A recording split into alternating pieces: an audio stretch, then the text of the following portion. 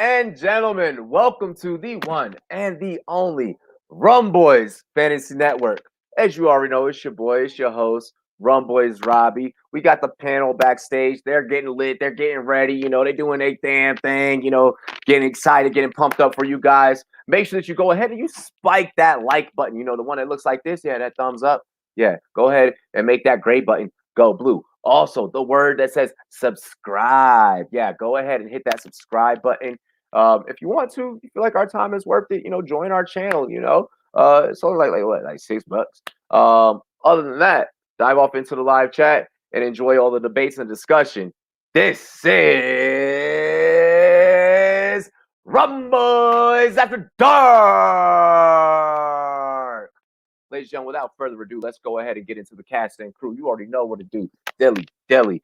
First up, representing Rumboyz Combat on Rumboyz.com. You can find them on Twitter at RumboyzC. Anything that involves coverage with these hands, these hammers, these bangers, that boy got you. Rumboyz Combat. Jake the Great. What up, boy? Oh, we doing that? Oh, you muted. It's not coming through. Your sound's not coming through. Uh-oh. All right, it's all good. We're gonna roll into Herms. Ladies and gentlemen, representing the Rumboyz Fantasy Network, you can also find him with 14P, the McLateral. He's everywhere, giving it to you in Herms terms. Ladies and gentlemen, Herms. What's up? Normally, I get really excited and scream something, but the bar was so low after my man up here, so I figured I didn't have to come in that hot this week. So shout out Jake. Shout out Jake for making your job easy. Hey, let's go to keep this thing rolling, ladies and gentlemen. He is a writer for Going for Two. Ladies and gentlemen, drop the mic. FF. It's our boy Mike. What it do, pimp? What's up, boys? Coming in hot. Ready to I have to, Herms. We ready to do what we gotta do. Oh my gosh, I gotta bring this next person up after what I just saw fucking backstage. Oh no. Ladies and gentlemen, you guys can catch him writing for Fantasy Six Pack. He is also a personality on the SportsMe app. Ladies and gentlemen, Davis Pangs. Oh, he fucking moved. Oh, there we go. What's up?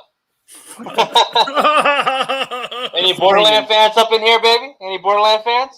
Yeah, I was about to say that's like Borderlands. That's so old school, bro. Hey, it still represents. It still works. Bro. Since I worked at GameStop. Fuck. Dude, you took me back. To Borderlands 3, bro. That is baller. That was baller as fuck right there. If you don't know, I got this at PAX Seattle a few years ago. I attend all this crap. And if you get the chance to head up on SportsMe, I'll do a show my junk too. This is what I do. I show my junk. He shows his junk. He shows his junk. All right? Don't get a kick out of this. Yeah, with and he just has the Screen Ranger sword. You guys got to go on the SportsMe. I have way too much junk. Yeah, well, all right. It was the White Ranger sword. You had the White Ranger sword. It was the White Ranger sword painted, made in black and gold. Yeah, made black and gold. Yeah, y'all got to hit up the SportsMe app. Download the SportsMe app. Ladies and gentlemen, next up, this man, if it's anything Dodgers, you can find him. He worked for the Dodgers out there in LA all day. This man also covers fantasy football. He has an amazing beat writer series where he's interviewing different beat writers.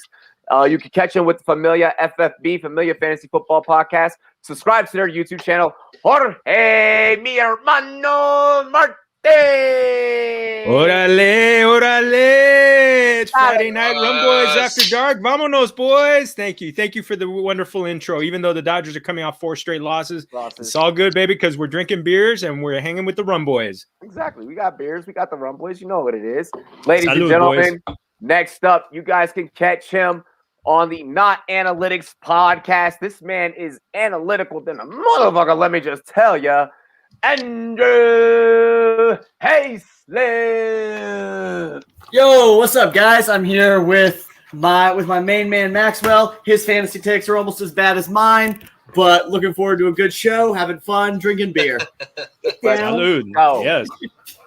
Ladies and gentlemen, next up, this man is also part of the Rumboyz Fantasy Network as a DFS analyst and DFS specialist. You guys will be able to catch him Saturday nights in NFL season, dropping all DFS knowledge. Show yet to be named. Well, because that's just the way we do things around here at the Rumboyz Fantasy Network. He is also part of the Chalk Block crew. Shout out to the homie Scott and the homie Bo. Ladies and gentlemen, he's the youngest of the thieves, Jordan Vinay. It's just Jordan.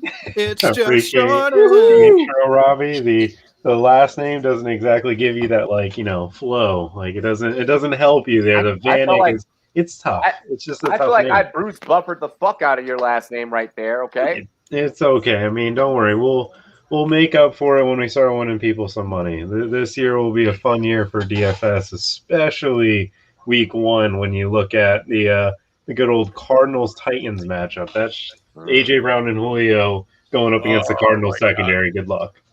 Hey, it's gonna be a wild DFS journey come Saturday night. So I mean, Rumboyz Fantasy Network, we got Saturday content for you. You guys have been begging for it. Not only do we have Saturdays, but we got DFS for y'all.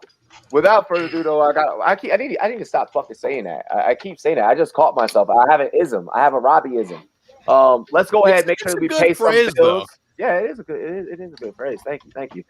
We got to make sure that we do pay some bills. First things first, I got to make sure that I let all of you boys and girls out there. Wait, let me single screen my stuff really quick. Hold on for this. There we go. All righty. I can't see myself. Ladies and gentlemen, I do want to remind you guys about monkeyknifefight.com, okay? Download the Monkey Knife Fight app. It's a new studio. I'm getting used to it.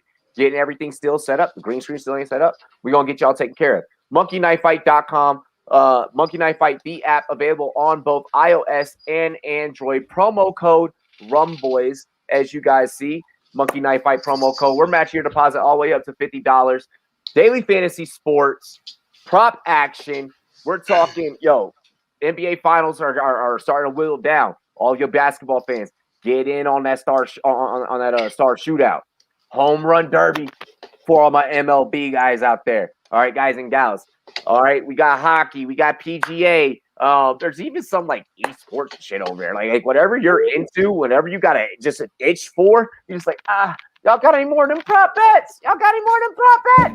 Promo code Rumboyz, monkeyknifefight.com. To the promo code. Let's go. Ayo, Herms.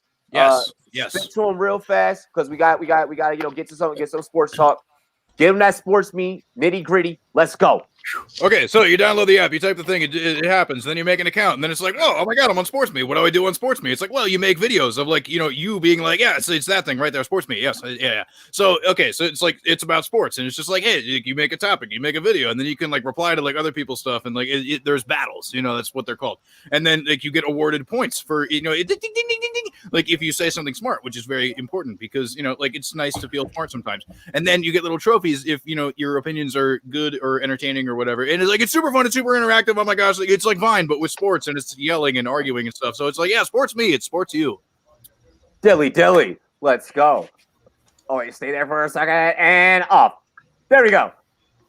Wait, that's great TV right there. Look, we're fucking just amazing. I didn't mean for that bottle cap to bounce out of the box. I made it into the box and it bounced out. All right, hey, let's go ahead. We got to go ahead and de-Christian this thing. All right, we out here. We at the sports ball. We with the homies. You already know how it go. Cheers to me. Cheers to you. All the Rumboyz and girls, what it do? Dilly. We love and appreciate all y'all. Let's go. Salud. Really? And we begin. Ironically enough, we begin tonight's show with my Washington football team. Woo! Didn't write it that way. It just popped up. NBC Edge. Boom, and I wrote it in the show sheet. Antonio Gibson's ADP after reports today, he is on the rise. Hi, baby. I got a puppy underneath me. It's all good. That's how we do on this show. But his ADP is on the rise. Following reports that he's doing extremely well, excelling even in training camp. Are you guys buying this Antonio Gibson hype? I don't think I can buy any more than what I already am. Come here, baby. Oh, well, I guess because we normally do the thing where it goes down and around. No, it's you, Herms. Yeah, you That's me. You work here. You work here. I'm sorry. Anyway, so I'm looking at it right now on Fantasy Pros, PPR ADP. Anyway, running back 13 aggregate or whatever. I have him as my 14th rank running back as of this moment. So I mean, like, I'm kind of like right there in on it. And you know, as has been established in the past, like, while I do consider myself primarily a Pittsburgh Steelers fan, I am from the DC area. I got a soft spot for my football team as well. You know, it's just like, that's my NFC team. So, like you, I also have a little bit of bias because I mean, I love Antonio Gibson. I mean, oh my god, because like they drafted him to be Christian McCaffrey, right? That's what they said. That's what they said. What do you have him as? You have him as RB what? 14. RB 14. Yeah, and like here, you know, I'm higher than you. And like honestly, my thing is I would be higher except for the whole like toe thing. Because like, look, I'm not a doctor, clearly. But from, you know, listening to medical people, they're just like, you know, like some people are like, I'm kind of surprised you didn't have surgery. Who knows? Blah, blah, blah. So it's like, you know, I'm waiting to see a little more about the turf toe shit, you know. But like if things continue to go well and it's just like, all right, homeboy's looking good, then it's like he will easily sneak into my top 12 because it's just like, look, this regime brought him in for a reason. These are the homeboys that were coaching the Carolina Panthers. They name dropped, you know, like weird CMC comparisons as soon as they, Jordan, his team. Way down there, like I'm about to piss you they off. Name drop those comparisons. It's just like they've imagined this role for him in the offense, and it's just like another year being a running back because you know, as has been established many times in the past. It's like, well, yeah, he played receiver in college. He barely even played running back, but he did in JUCO first of all, so it's not like he's never played before. And but he was a hybrid at Memphis. Yeah, so it's just like, fuck it, dude. I don't know. Like, give me all the hype, man. Just give me all the hype. I love Antonio Gibson, especially because, like I said, I have him high in my PPR shit. I play PPR primarily in terms of, like, you know, my preferred scoring format. It's like, man, dude, it's going to be awesome. I'm looking forward to it. Just Antonio Gibson's season. To the moon. I have him RB 13, so I'm not upset at it.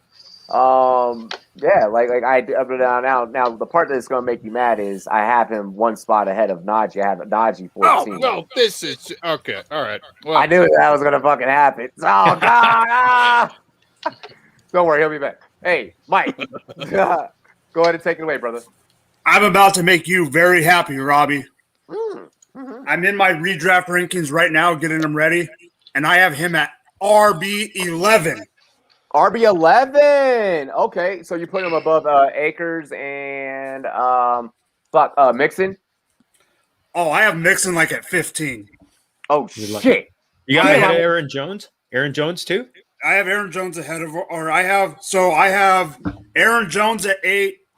I have him ahead of Akers, Swift, CEH, Mixon, and sorry, Herms, I do have him ahead of Najee. God damn it! Why do you do this to me? It's that offensive line. Oh, that's a whole other rant for another time. That's a whole other rant for another time. This is why we do this. I can't even show my face. Well, actually, one thing I want to say about Gibson before we hand it over to Pang is I think he's going to end up getting more of the goal line carries that he didn't get last year, and I think he's going to be used more as an all-around guy. Yes, McKissick is still going to have his role, but watch out for Gibson. I have been high on this guy from the beginning, and I don't see it slowing down. Amen. Pang. Pang, pang, pang. I was about to do the same. All right, so Antonio Gibson for me goes as RB 14. So I have him in conversation for a possible one. He is behind Najee Harris. God! No, he's behind him. Najee Harris is number 9 on my list. Yes. Yes. Yes. He's number 9 on my list. I take him way too often. I just trust the Steelers to do what they do, and that's win games. Thank you. They're gonna do it with Najee Harris. So yeah, but Gibson, I'm not worried about his toe. I'm not worried about any of that stuff. I'm worried about, and this is gonna be random, but the leading rusher for the Miami Dolphins being on that team, which is Ryan Fitzpatrick. Like, what are you he doing? was the lead rusher. He what was. Are you doing? Ping, it's not the same offensive line. What are you doing? No. But the problem is that dude runs. And I remember I was watching a highlight recently of him at OTAs, and it wasn't him throwing the ball, it was him running. And I said, son of a bitch, this guy runs now. He's like 36, but he's running the ball. And if That's what happens when you're a gazelle. He's been saving his legs the entire time. Yeah, but so he might continue to do that, and that's a problem in the sense of hurting upside, right? Like, he's doing it, and you can argue, well, he's older, but he did it the last 2 years also, which then in turns hurts Gibson, and only very minorly. Like, it takes away like 2 touchdowns, which might drop him a little bit, and I think that's the problem I have. But other than that, like, if he finishes RB at 12, I wouldn't be surprised, because there's a lot of guys who are like in this weird fluctuation of might not perform to ADP, right? You got Cam Akers, Jonathan Taylor, Aaron Jones, DeAndre Swift, Miles Sanders, J.K. Dobbins. Like, all those guys are toss-ups. Yeah. So yeah, finishing RB1 wouldn't surprise me. Okay. Jorge. I love Antonio Gibson this year. I did preliminary rankings. I got him number 14. Herms, I did put Najee Harris number 10. Thank you. I did sneak CEH, but you know what? After the reports that came out and the fact that I looked, he got 36 catches in 14 games last year, and that was considered a down year. I think this is a guy who's going to be pushing 50 receptions, maybe even go past that. He's so multi-talented. They've got a good line. They've got a great defense. I think arrows pointing up. I'm going to be putting before when I update these, I'm going to be sneaking him into the top 10 at some point. Probably still behind Najee because I really like Najee, but it's going to be. They're probably going to be right next to each other, and love Antonio Gibson. Dame Antonio Gibson. Dame Antonio Gibson. Hey, shout out to Triple M, like day one subscriber of this channel, 3 years running. Greatly appreciate you being up in the chat. Hey, Scrubs fan, you can catch Ping here, man. He's here like often, actually. Like, he's pretty much a resident. Like, so are we talking about the show or the song No Scrubs by TLC? Which one are you? Because I'm a fan of both. I'm a fan of both. I live my life by that song, man. I will never holler at a girl on the passenger side of my best friend's ride. Fucking never. Thanks to that goddamn song, I'll never do it. Yeah, and it's good words to live by. It's words to live by, man. Don't be that guy. R.I.P. Left Eye. Oh yeah, well, Terry McLaurin's going to eat regardless. Terry Monkey, as discussed, I think on last week's show. Yep, a Dynasty hot sauce spot. Hey, Hayslip, take it away with your take. Yeah, well, I at least want to start off by echoing Jorge. I love the fact that, like he said, that there's a solid floor of what should be 50 receptions. I think that's spot on. I think it's perfect. Right now, I have Gibson as my running back 10. He is in front of Najee just because I'm a little worried about that offensive line and just rookie. We haven't seen him do it. So there are a lot of reasons, but I really like Antonio Gibson. But I think one of the big things that I took away was I kind of did a deep dive in on the data, and he actually had a bad carry, which was a carry less than 1 yard, so 0 or behind the line of scrimmage, on 0.18% of his carries, which was the best on his team. So, like, he's consistently falling forward. He's consistently, like, doing the right thing, even when he's doing the right thing at a better rate than everyone else on his team. And I think that that's super noteworthy. The next thing that I actually want to share, I'm going to get super nerdy and share a visualization on my screen because I figured out how to do this. Oh, let's go. Yeah. Well, it talks about his involvement in the offense kind of as the season progressed. So I've got what's pulled up right here as his opportunities by week. And so what we see right here is Gibson is actually this tealish bar. And so it shows pretty steady across the duration of the season, where these were the weeks he missed. He obviously got injured here. But more importantly, one thing that gives me a lot of hope is the way that they started using him on third down. So if I filter this down by third down, if it'll update, all of a sudden we see no opportunities in the first half of the season, and then he gets about a third of the work like into the latter half. So if this continues, I think his opportunities are going to take a step forward, just kind of overall, and I'm really excited kind of about like what that could mean for overall opportunity counts in this offense. Bro, that was nice. Okay, I love it. Because I'm not. Hey, that's just why he is not analytics. Because like me, I'm a film guy, you know, and I everything that he just explained, that's what I explained, but like through breaking down film. And like, nice, thank you. Yeah, Go ahead, absolutely. Love doing stuff like that. Go ahead, Jordan. Yeah, I mean, so with Antonio Gibson, the comparisons to CMC, I remember CMC's rookie year. CMC's rookie year, we used Jonathan Stewart over him most of the year. As a Panthers fan, it frustrated the hell out of me, but that's just Ron Rivera. And you're asking a player, yes, he did play running back in JUCO, but he was coming from receiver at Memphis. I was recruiting at UCF while he was playing at Memphis. I got to see field level what Antonio Gibson's capable of. And I know the ceiling for this dude is going to be a top 6 running back type of year where Aaron Jones, like, very touchdown heavy. Like, touchdowns. He got 11 touchdowns. He's so good in the red zone because he's just bigger and faster than everybody else. And at the end of the day, like with Gibson, I have him as the same ranking as Robbie, RB13. Najee Harris is behind them since we're all mentioning that Najee. God, make it stop. Make it stop. Oh, God. I got you, Herms. I always do. Antonio Gibson's range of outcomes are so significant because he's playing in a Norv Turner type of offense from his son, Scott Turner, and they love throwing the ball out of the backfield to running backs. He didn't get the work last year, but like McKissick's not good. Like he got 100 targets because their second receiver was Cam Sims. You know, hey, you just mentioned Norv. For all of my old school fantasy football players, all right? Y'all remember LT? Yep. He's that wide receiver, right? No, I'm just kidding. Oh God! No. Lawrence Taylor. Yeah, linebacker. Number 56. Yeah, I didn't play IDP back then. I don't know. Hey, LaDainian Tomlinson. Okay, I need all of our younger players out there, so you know, Raj and stuff like that. All these new school cats. They don't even know. They don't even know. Oh, hey, boy. If you have never taken a look at LaDainian Tomlinson's fantasy numbers, the fact that Scott Turner, Norv Turner's son, who do you think he got his playbook from? Hey, Dad, can I get that? Thanks. Come on, get ready for the second coming. History repeats itself. I think it was the 2006 season that it was just that when he scored the 31 touchdowns, and it was just like he scored it was like he's scoring 2 touchdowns a week. I mean, ridiculous. I'm not gonna say that Gibson's gonna do that. You're I'm not gonna exactly say that right. Gibson's gonna do that.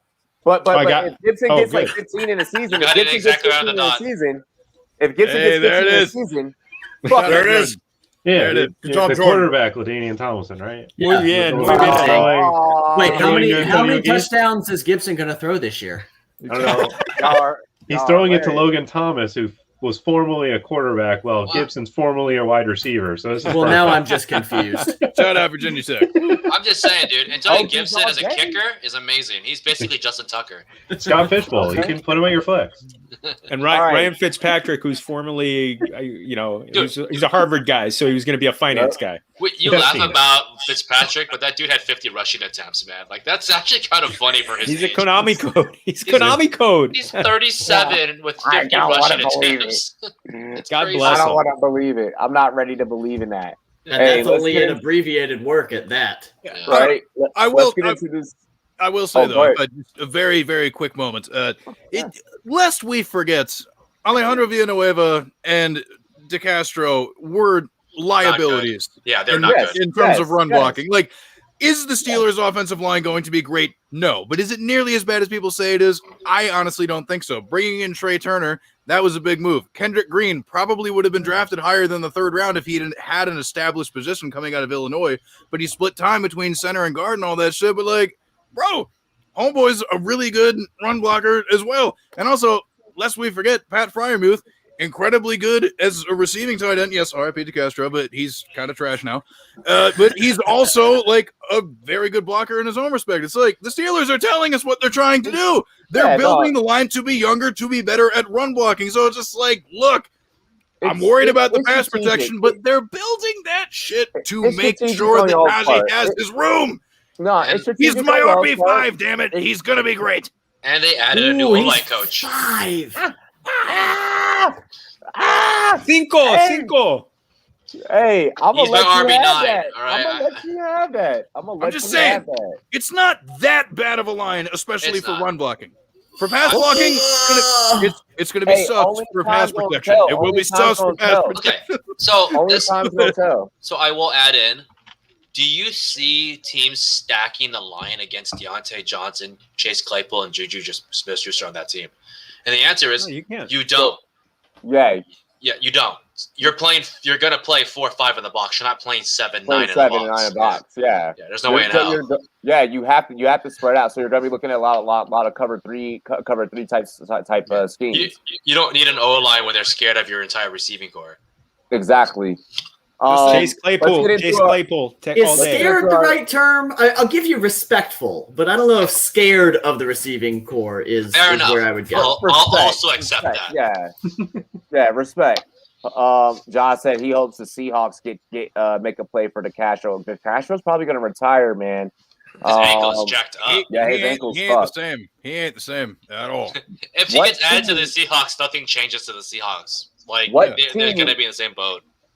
What team with a new starting QB will have the most success? We start with Jordan. You want me to be a homer. You want me Yes, so please. bad. So bad to be a homer. I want you to speak your truth. The truth is, Matt Stafford and the Rams. And, Matt Stafford being given Sean McVay weapons that he hasn't really had in a few years. I'll still count the Calvin Johnson Jr. teams to be weapon oriented. Like, that one dude is better than Cooper Kupp, Woods, Van Jefferson, D-Jax, whatever the hell they have. With McVay, watching Matt Stafford be playing with a coordinator that we all believe in right now, that is someone who's capable of charting plays that confuse defenses, a running game. When was the last time Matt Stafford had a running game that was actually capable of doing certain things? I'm excited for the Rams. Aaron Donald, Jalen Ramsey, that entire team is built, let's go win a Super Bowl. And I'm rooting for Stafford because I like Stafford his entire career. He always gets a bad rap because of some of the injuries. But I remember that they posted an NFL video a few months ago, and it was when Stafford dislocated his shoulder in a play. And they scored, and he went out there and went for 2 and got it with a dislocated shoulder. Yep. It was just this dude is he's different. I'm hoping that they can, keep him healthy, keep him off his back. But with that offense and that team, I think they're just going to be that is going to be the biggest difference maker compared to the Darnolds or even the rookies. Rookies are going to make differences, but winning games is tough in the NFL. Okay, I accept your take. Let's go into Andrew's take. You're muted. First day podcasting? For shame. Oh, sorry. I just wanted to pull up all my available options. Then I got started a little too quick. There are a couple of easy answers that you could go with, like Jacksonville or somewhere, even kind of a cheap answer like Dallas. But I'm actually really excited by what Carson Wentz is going to bring to Indy. I think marrying him again with Frank Wright, I think, and it's going to transition to a later discussion we're going to have. But I think that if Wentz is going to get back to his former MVP caliber self, this is the right path to do it. I'm not saying that it's going to happen. I'm not saying that I would even bet on it happening, but I think that this is simply the best path to at least acknowledge that possibility. So I'm going to go with Carson Wentz in Indianapolis. I expect big things from Michael Pittman. Right now he's going round 9. Yes! I have him in so many leagues. It's silly. And will continue to gobble up that value. But yeah, no, I think Carson Wentz in Indy, there is a lot of reason for hope and optimism. Yep. You saw what I saw when NFL.com, they put Dak up there as a new starting quarterback. I'm like, oh no, I didn't see that. Yeah, bro. It's not right and it's not wrong, I guess. It's wrong. It's completely, totally disrespectful. Jorge, your take. Well, Jordan stole my take with Matthew Stafford. And plus he's Clayton Kershaw's good friend since they were 7 years old. Back back in 2009 when he got drafted, I wrote a feature on the two of them that I'm actually kind of waiting on getting permission to republish it. Just because and I talked about the moms and Clayton also gave me some good stuff. How he was the center on hiking the ball to Stafford, and actually got thrown out of a game because Stafford got hit late once, and Clayton went after the guy who hit him late, punched him out, and he got kicked out of the game. So gotta love that. Cy Young, 3-time Cy Young winner and MVP, got your back. And Best lefty in the game.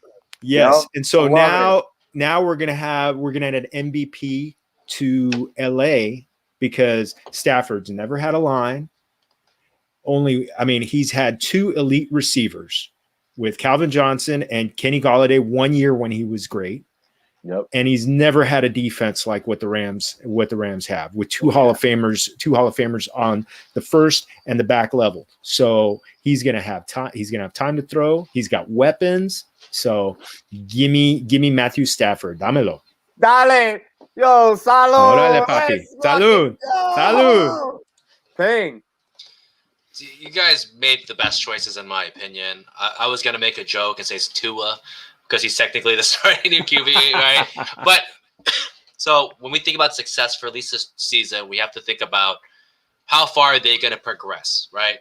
Yeah. Going from 0-17 or 16 to 4-15 is infinitely better, whatever it may be, but that's not successful.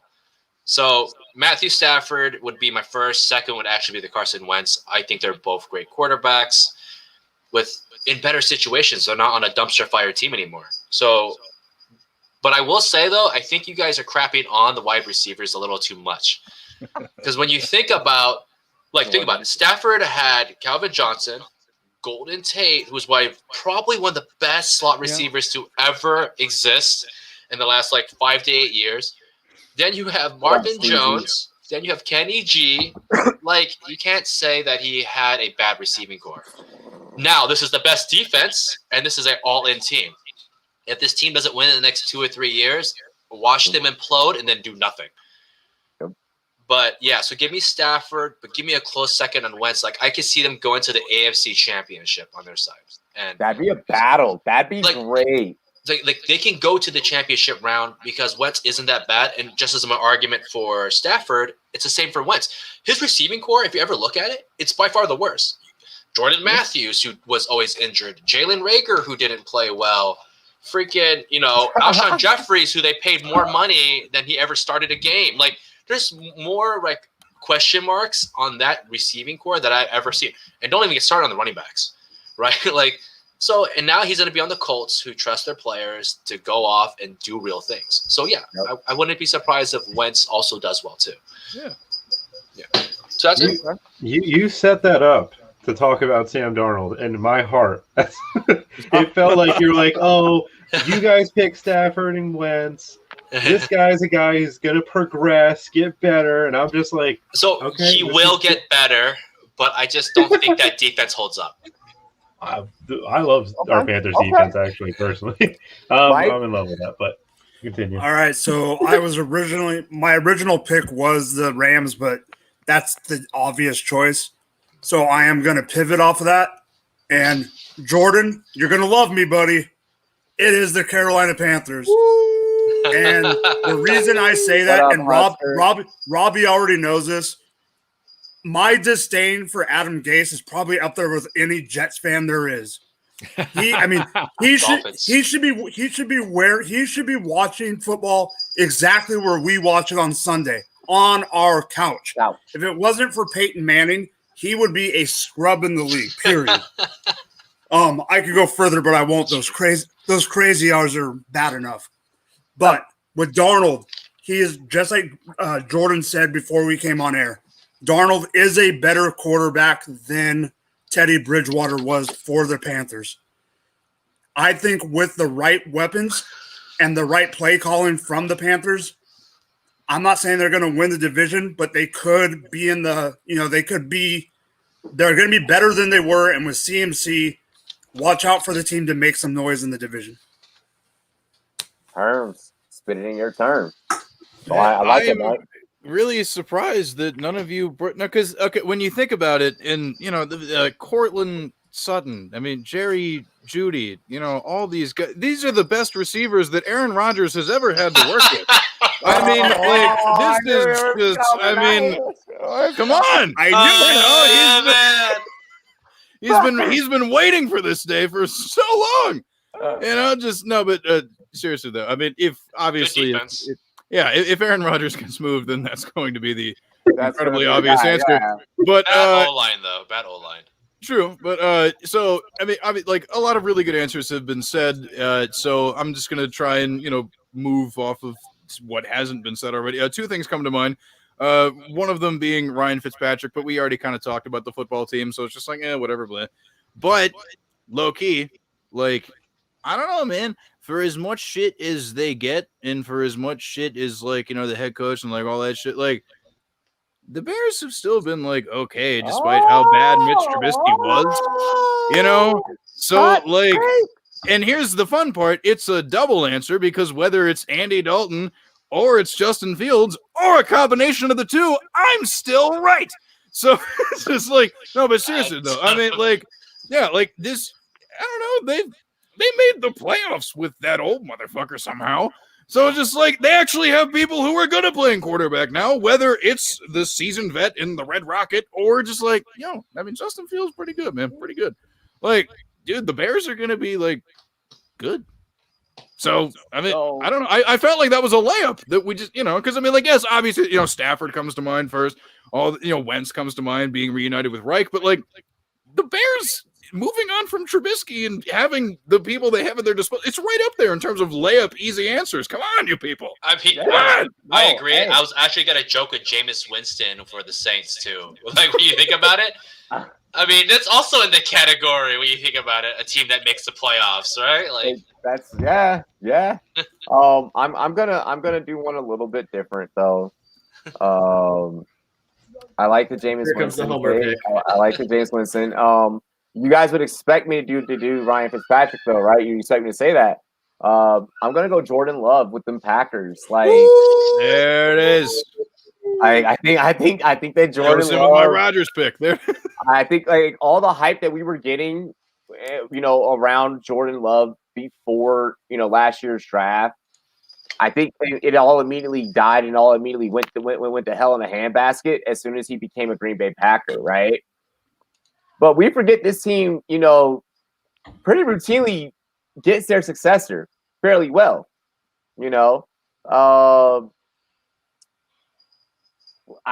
there's weapons there to where he could still succeed. I'm sure that they know what they are doing. I think that Jordan Love will be completely fine and completely competent in order to do the job. Like whenever Green Bay has transitioned from like major starting quarterback, not the Brett Hundleys or none of those guys. Like when they've gone from like star, like they went from like Bart Starr, like it was nobody for a while, but then like Favre came, and then Aaron came, and I think that it's just going to keep continuing like that for him. I don't think that we're really going to see a time where they really just go back to like completely sucking. I think that this is a ball club that's going to be perennial playoff power for generations to come. I love the call. Deshaun Kaiser. No, I'm just kidding. It's funny you say that though, Robbie. I was looking at Robert Tonyan today in my best ball drafts, and I was like, I want that. I want to draft him because if he gets a rookie, a rookie QB, it's upside. Like that's all upside. He's going for nothing. So yeah, exactly. Draft Robert Tonyan. There's who we'll talk about later too. Right now, okay, we're going to try and see if we can fit in. Yeah, I think we can do this. Right now, according to Fantasy Pros, Taylor's ADP is 6 overall, and thus RB6 in half-point PPR formats. Is this too high, low, or about right? And this question actually came from Hayslip, but we'll start off at the top as usual. Herms, take it away. There it is. Taylor, I assume Jonathan Taylor of the Indianapolis Colts. And yes, I think, look, I'm a big fan of his. I got his jersey, love him to death. Super great player. But one of the things that I think is really interesting about his case for 2021 is, a lot of people like to point out, it's like, well, I mean, David Montgomery was good, but the schedule down the stretch really helped him out, so we need to temper expectations a little bit. It's like the same can be said of Jonathan Taylor, because if I remember, didn't they play like the Texans twice? Reach. My banged up Pittsburgh Steelers defense, week 16 in your title game, doing all that shit. Also, the Raiders, so it's like, it was, I pulled this up as a talking point actually when I queued up the question. It was Houston twice, Jacksonville, Raiders, and Steelers, and four of those matchups, being Houston twice, were bottom 5 run defenses. The Steelers were the 16th ranked run defense, and that's a full season stat. To your point, at that point they were injured. Yeah, because at that point Bud Dupree's gone, all that shit. It's just like, I don't want to revisit that, but but seriously, I mean, like he was handed a wonderful schedule on a silver platter. It's like, hey, here you go. But when we look back at Frank Reich's history of just like irritating running backs by committee and whatnot, and like I don't know that there's much of a reason to expect that to change too much, especially given. And especially because it's like, it's like, oh, but like as things went along, he got really involved in the receiving game. It's just like, okay, like, look, we've seen Carson Wentz try to check down. Sorry, had to get that out. He's nowhere near as good at that shit as Phillip Rivers was. So I mean, like, like Nyheim Hines, just like, he's not going away. No. Frank Reich wanting to use a committee, that's just not all of a sudden going to be like, oh, no, screw it. I'm going to change my entire coaching philosophy throughout like the 8 or 9 years I've been doing this shit just because of this guy. And that's me, again, reiterating the point. I have this man's jersey. I love the dude. I love Jonathan Taylor. But like, we got to simmer down, folks. We got to simmer down a little bit. You know what I mean? Like, I still got him ranked fairly high, but I'm not gonna go like to the moon over it. Like, just come on, man. Like, we gotta pump those brakes. Oh yeah, we got Treat up in the chat. Bills Mafia Rob, what up? Steelers Nation. You've been commenting. What's up? Hey Mike, go ahead, bro. Oh, you muted. I like the energy though. Herms did take one of my takes with the whole check down thing, because that was Mr. King. That was Mr. King, Phillip Rivers, and Wentz is just a princess at that. So, I mean, that's number one. I do agree with what Andrew and Herms said about the schedule. But here's the other thing that people aren't talking about enough yet, I don't think, and that's the fact that Marlon Mack is back. I think Marlon Mack is going to take a little bit, not a whole bunch. Right now, I have Taylor at 8 in redraft, and I think that's like right around the perfect spot, because you got Hines, you got Marlon Mack, Wilkins is still on the team, and I just don't see him getting as much in the passing. I don't get him as much in the passing game with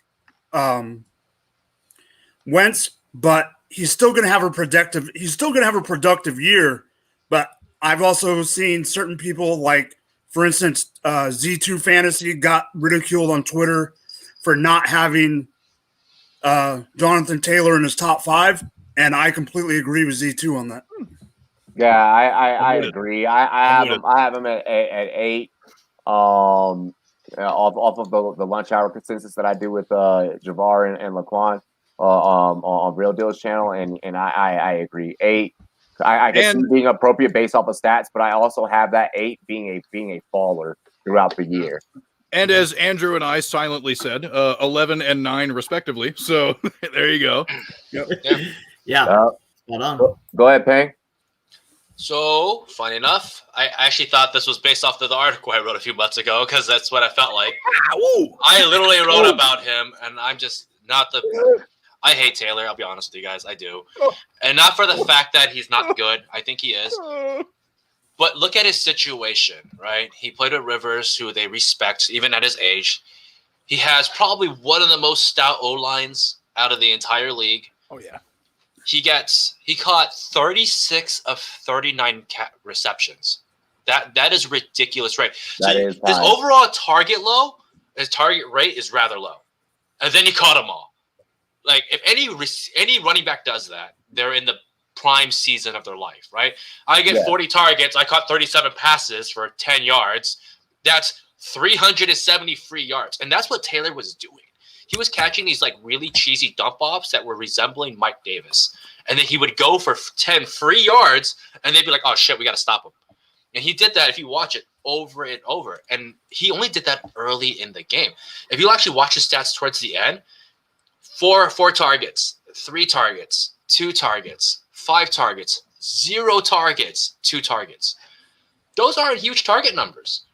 And he somehow magically puts up like 1,200 total yards on the season. That's not good, considering 450 yards came in 2 games. It's very reminiscent of Jay Ajayi. And I don't know if I want to draft him in 6 overall. Baby. Jay Ajayi got 600 yards in 3 games. And people were like, I'm taking him next year. I'm like, why? He did half his work in 3 games. And then the other fucking, 13? He was vacationing. Right? So, and that's why I feel like Jonathan Taylor is doing right now. So his situation doesn't get better. He doesn't get a better O-line magically because it couldn't really get better. The quarterback situation is about the same in regards. He's going to get worse dump-offs. And, yeah, Marlon Mack returns. Like, I just don't see it. Is he an RB1 borderline? Yeah, because his situation is just that good.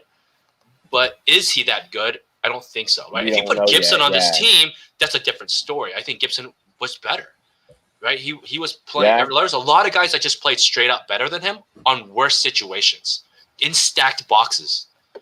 Yeah, you're right. Really quick before we get into Jorge's take, yes, Hoove too. We do know that the Bucks are whooping ass. The Hawks are down 32 at the half. So that's so gross. Yeah, that's fucking disgusting. That's not even entertainment at that point. At that point, I'm turning that shit off, and I'm like, all right, right. Final stat line I want to throw out there, as you guys point about Frank Reich, between all his years as a Colts head coach, the running back has only received between 48 and 55% of total touches, the lead back. So you're only gaining 55% or less. Like, I don't know if you want those numbers. That's not 3 down back numbers. I like that. I know. I like love some numbers. I love that. I love that. Jorge. Peng, just to kind of work off of what you said, I had Zach Kiefer from The Athletic, who's the beat writer for them, on about a week ago. And he talked about the fact that, yes, he does foresee that Jonathan Taylor is going to be the lead back, but that Nyheim Hines and Marlon Mack are going to be problems. They're going to eat into his overall workload. And so maybe he doesn't see as much in the passing game. I got him ranked 6th right now because the other part of it is I'm looking at who's on his schedule. You guys already talked about 2 of the teams in the division. The Tennessee Titans didn't do much to their defensive line, and their defensive line was basura last year. So basura. So that's 2 more games. So I'm thinking that he's going to be top 6.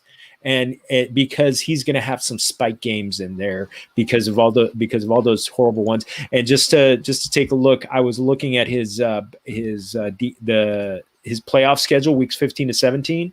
Yeah. New England at home, at Arizona, Raiders at home in the championship week 17. I'm liking that playoff schedule. I know New England's supposedly better, but New England was not good against the run last year. That's without Dante Hightower and those other guys, though. Dante Hightower is an amazing middle linebacker. If anyone ever needs to watch tape, stats doesn't show up. Real life play, it's a different story. He basically helped win 2 Super Bowls on 2 fumbles, which is amazing. But yeah, I could see that. Like, I don't doubt that he finishes up there, but I don't know if his situation was better for him. Like, it just seems a little off. But I love that playoff schedule. Playoff schedule. Yes, definitely. If you're drafting for playoffs, yeah, definitely do so. Go ahead, Hayslip. Well, I am mad at all of the panelists who spoke before me because I think just about all of my talking points have been taken. I am lower on Taylor for pretty much all of the reasons stated, but there's a couple of things that I do kind of want to expand on. The first one is that I want to acknowledge, like Herm said, Jonathan Taylor is a fantastic player. He has a range of outcomes. If he finishes as the RB1 overall, I'm not shocked. I might be a little surprised, but I'm not shocked. It's within the range of outcomes representative of his skill set. That said, we have a lot of reasons for concern that I think all of the other panelists have outlined. Plus, like one thing, the last time we saw Marlon Mack on a football field, he was an 1,100-yard rusher. Like, now he's coming back from a torn Achilles, so God only knows what he's going to look like, but they didn't bring him back for no reason. Like, week 1, he had 7 opportunities before getting injured. Like, he was kind of the starting back just early in 2020 before going down. The other fact that I do kind of want to talk about that nobody's mentioned yet, thank God, is everyone talks about how great the offensive line is, and it is. It's very, very good. But they did lose Anthony Costanzo to retirement this offseason. So, and he's not a world beater, but he is an average to slightly above average left tackle. He was pretty good. Yeah. But I mean, like, he's not Joe Thomas. He's not the next coming.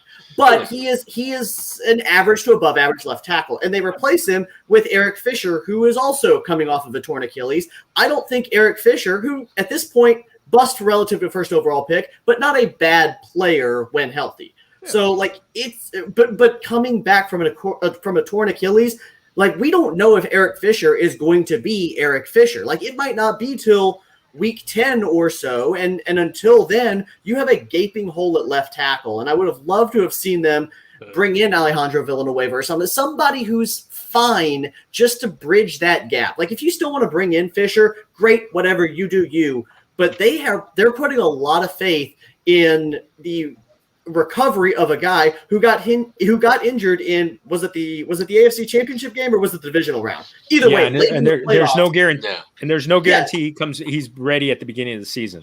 100%, and that is traditionally seen by most people to be like an 18-month recovery. So, like, God only knows what he's going to look like, and if he's not Eric Fisher of 2019 and first 90% of 2020, like, you have a gaping hole on an otherwise good line. Yeah, I love that. I was actually trying to say his situation doesn't look better this year. So why are we ranking him so much higher? So I great fucking point, man. Appreciate it. Okay. Really quick, I do just want to address something in the chat. No, good. I didn't write this in the show sheet. Tree, I know that you can't type to save your damn life, but I kind of understood what you were saying. And then Raj, put up what you were saying. Yeah, you're gonna be dubbed, as such, you feel otherwise.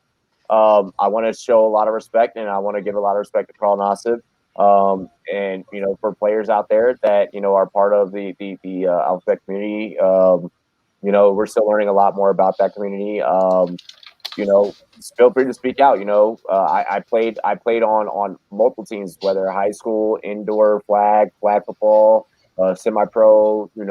Where I had teammates that were gay. So I mean, I respect Carl, and I respect any player that they're living their life. So I just want to make sure I throw that out there. Go ahead, Jordan. What's your take though?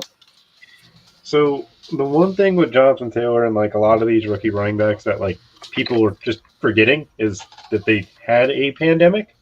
They didn't get rookie minicamp. They didn't get OTAs. And it feels like everybody's just put the judgment on like, oh, this guy did this. He was only good in games where he was bad teams. Yes, he did perform at an exceptional level once he was playing those bad teams. In the games that he was supposed to, show up against the top run defense, he messed up his ankle. Like, Jonathan Taylor was limited for a good portion of the middle of the season, and Frank Wright even played it. He's like, oh, he doesn't look the same. It's like, yeah, because he wasn't doing the same work. On top of it, the Colts offensive line is good. It's not as great as it's made out to be. They had 3 holes last year. They had Braden Smith, who's really good. They had Quentin Nelson, who's really good, and Kelly, who's really good. But Tevin or whatever that guy's name is, absolutely awful. Every Colts fan does not like that guy. He gets beat countlessly. And with the Colts running scheme, Jonathan Taylor took a ton of work at Wisconsin. They run a completely different run blocking scheme than the Colts. Wisconsin? Yeah. And with the Colts, like, Jonathan Taylor couldn't find the holes like he did in college because he wasn't used to running behind the same type of offensive line. I'm And sorry, I laughed. I should there have you laughed. go. At the end of the day, with Jonathan Taylor, RB6 is way too high. Sixth overall is extremely. I'm not taking like. I personally go into drafts and like I'll have 4 guys I can consider kind of the number 1 running back, and after that I start taking my tight end 1 with Kelsey. I'll take my wide receiver 1. I'll take my wide receiver 2.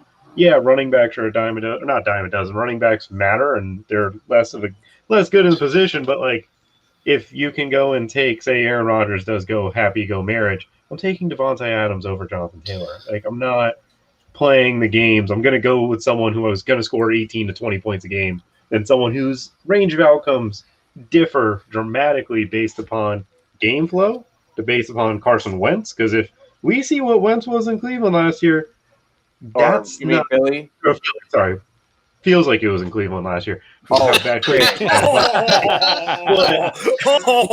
At the end of the day, We're good. We're it's not allowed to say that anymore. yeah, yeah, they're good now. Yeah. Are we Cleveland's sure? winning that division, by the way. Damn. Ooh, You bet against the spicy Ravens? Do you know who Lamar Jackson is? Yeah. I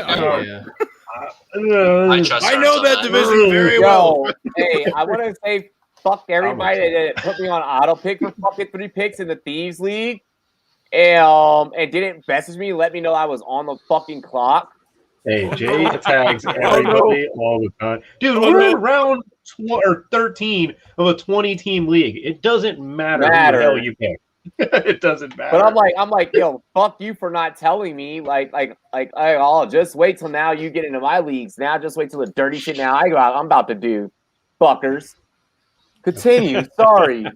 But I mean, with Jonathan Taylor, that's not proper. I like these rookie running backs. Like I don't grade them too harshly right now. I feel like last year was such a weird football season that like practices were limited. If someone like the Titans had like 3 weeks where they didn't practice, and they're just like, yep, we're just gonna go line up and play a football game. We OTA'd or we did a Zoom call, and everybody just went out in the backyard, and we told them to line up in certain positions. Like it. I don't know. This year will be a lot different, and I think 6 is way too high compared to some of the guys. But if you want to do it, go for it, man. I think that's definitely possible. I have him at 8, Get and I your have him guy. steadily dropping. I have him at 8 and steadily dropping. That's just me personally.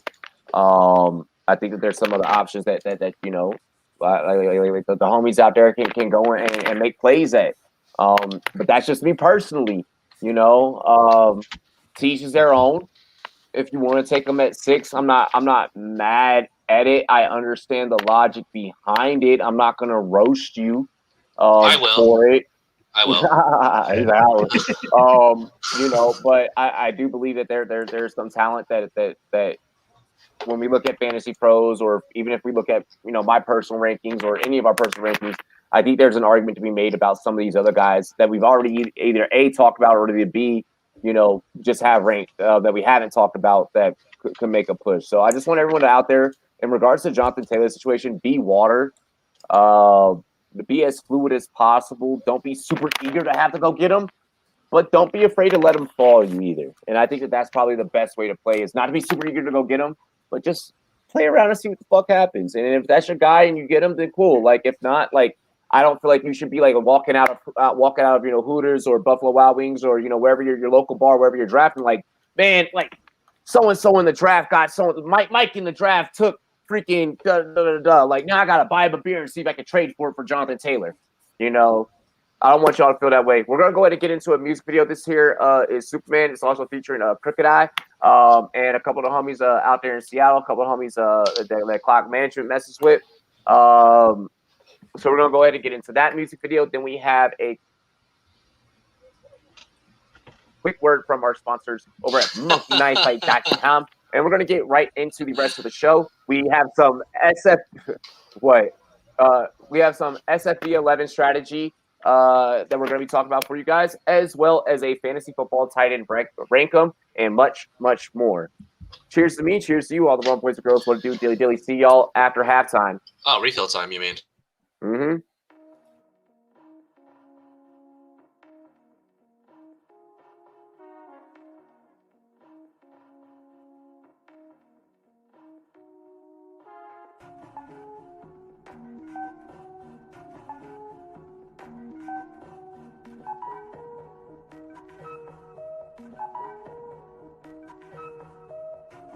We on the night, no I ain't doing right.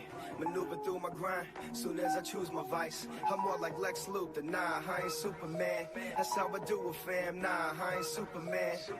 We on the night, no I ain't doing right. Maneuver through my grind, soon as I choose my vice. I'm more like Lex Luthor, nah, I ain't Superman. That's how I do it, fam, nah, I ain't Superman. I'm a villain like Lex Luthor, slinging that purple ring with my Apollonia chick, and my bitch is a sex shooter. Probably my next ex, but it's sex in my ex future. So I'm her man's worst nightmare, something like Fred Krueger. Make him break out in tears, cause the bank account is on smash like wholesaling ass. We getting cake out the rear, and I'm on that hard shit that ain't gon' play out for years. You on that soft shit, clean the gay out your ears. Man, I'm rolling in my passengers real nice. She popped a Zanny in my convertible, now her top got peeled twice. Then she took off her shirt, so her top got peeled thrice. Then she gave me top to the 4 tops in real life. Lex Luthor, my nigga, you could be Clark Kent. While I'm switching Lois Lane, hiding behind dark tent. Puffin' kryptonite, hitting the Sunset Strip tonight. Lean mixed with Sprite, yeah, motherfucker, this the life. We on the night, no I ain't doing right. Maneuver through my grind, soon as I choose my vice. I'm more like Lex Luthor, nah, I ain't Superman. That's how I do it, fam, nah, I ain't Superman. We on the night, no I ain't doing right. Maneuver through my grind, soon as I choose my vice. I'm more like Lex Luthor, nah, I ain't Superman. That's how I do it, fam, nah, I ain't Superman. Lex Luthor, need my lyrical hookah. Had to kill him in the booth, that's the truth. Credentials moolah. Used to drive the homies, moving dolphins like Don Shula. Just doing my Don Dua. Some couldn't handle power.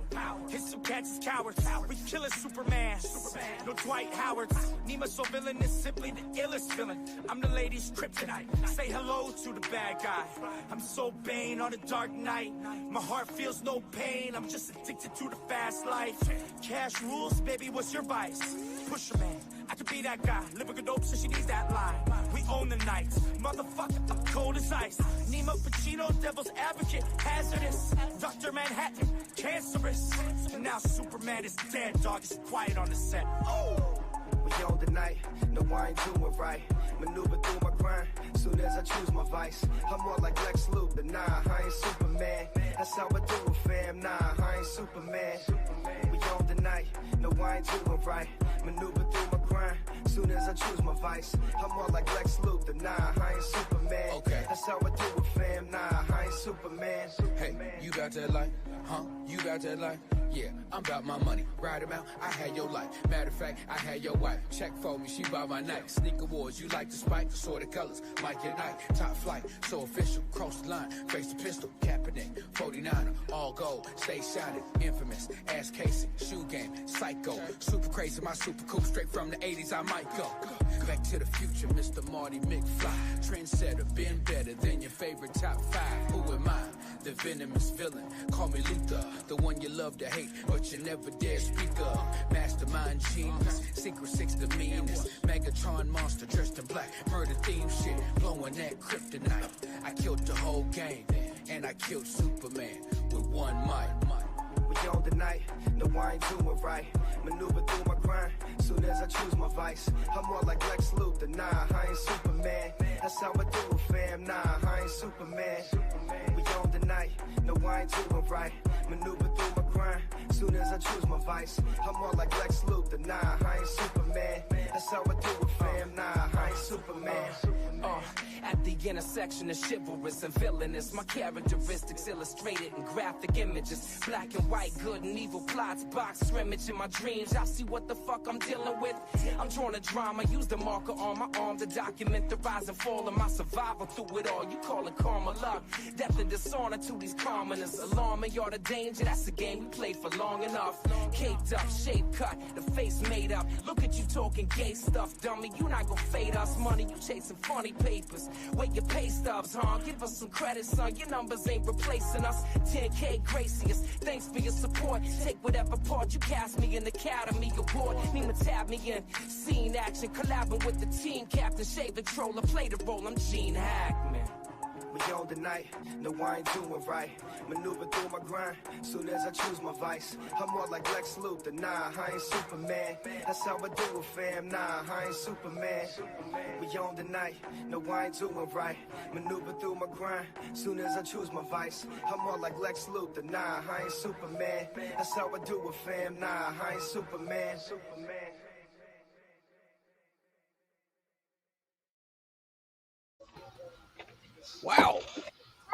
Wow. Let me tell you a little story. Once upon a time, there was a monkey knife fight. And one day they met one team partners in the NFLPA. It's a match made in the pits of a monkey knife fight. And everyone lived happily ever after. Are you listening? This is big.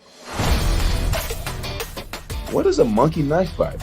You know, it's thing monkeys, knives, you get it. Fantasy sports is monkey knife fight. And monkey knife fight is fantasy sports. Monkey Knife Fight is daily fantasy. Monkey Knife Fight in the house. I am Monkey Knife Fight. You are Monkey Knife Fight. We are all Monkey Knife Fight. Monkey Knife Fight. You have the NFLPA behind the company. It's exciting for me to be a part of fantasy sports. When I think of fantasy sports, I think of beating all my buddies year in and year out and being able to brag about it. We're not just partners in it. We're owners. And it feels awesome to be an owner. I challenge you to a monkey knife fight. We've been saving you a seat at the table, Monkey Knife Fight. Welcome to the one team and NFLPA family. Monkey knife fight. Welcome to the family, Monkey Knife Fight. Welcome to the game, Monkey Knife Fight. Monkey Knife Fight! I challenge you to a monkey knife fight. Monkey Knife Fight! Monkey knife fight, monkey knife fight, monkey knife fight, monkey knife.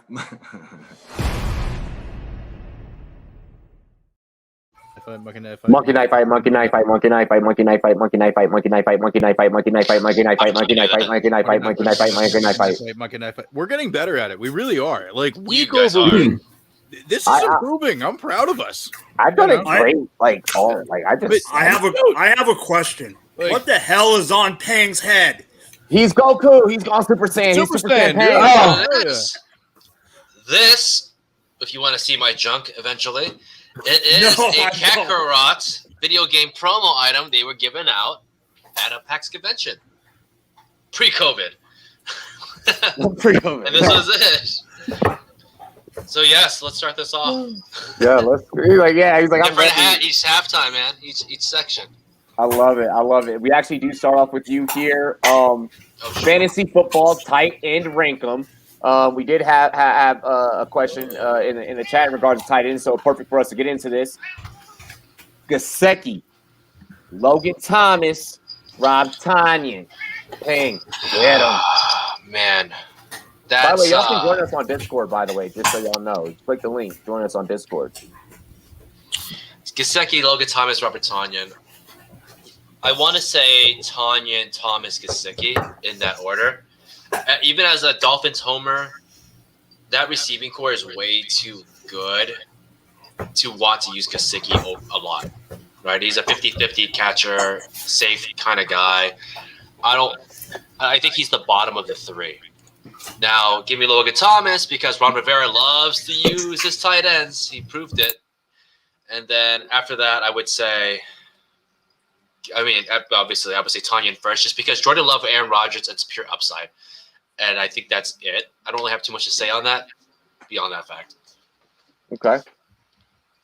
Hey, Slip. So the right answer in my mind is none of the above. Because you have to right rank answer, them. You have to rank them. Listen, we're going to get to that. It's fine. None of the above because you should be drafting one of the top three. In tight end premium. Only in tight end premium. No. I am ready to have Travis Kelce first non-running back off the board in single quarterback leagues. Full point PPR. Okay, yes. Full point PPR, single quarterback. All right. Yes. All right. Yeah. And Kittle Waller can go back of 2, front of 3. Like that's and they're 2A, 2B. Couldn't care less. Like do with them what you will. All that to say, my mentality approaching the position is I want one of those 3, or I want 2 guys that are in like somewhere that like 10 to 20 range, and the names are pretty interchangeable. I don't care if you're a Nerve Smith guy and Anthony Ferkser, like Gronk, Hunter Henry. Like I don't care who the names are, but I like taking either the top 3 or 2 dart throws. All that to say, like all 3 of these guys like find themselves in that middle range where they're a starting tight end in that they will finish as a tight end 1 to the extent that means anything. And thus I have them Tanyan, Thomas, Gesicki, and they are ranked 6, 7, 8 for me.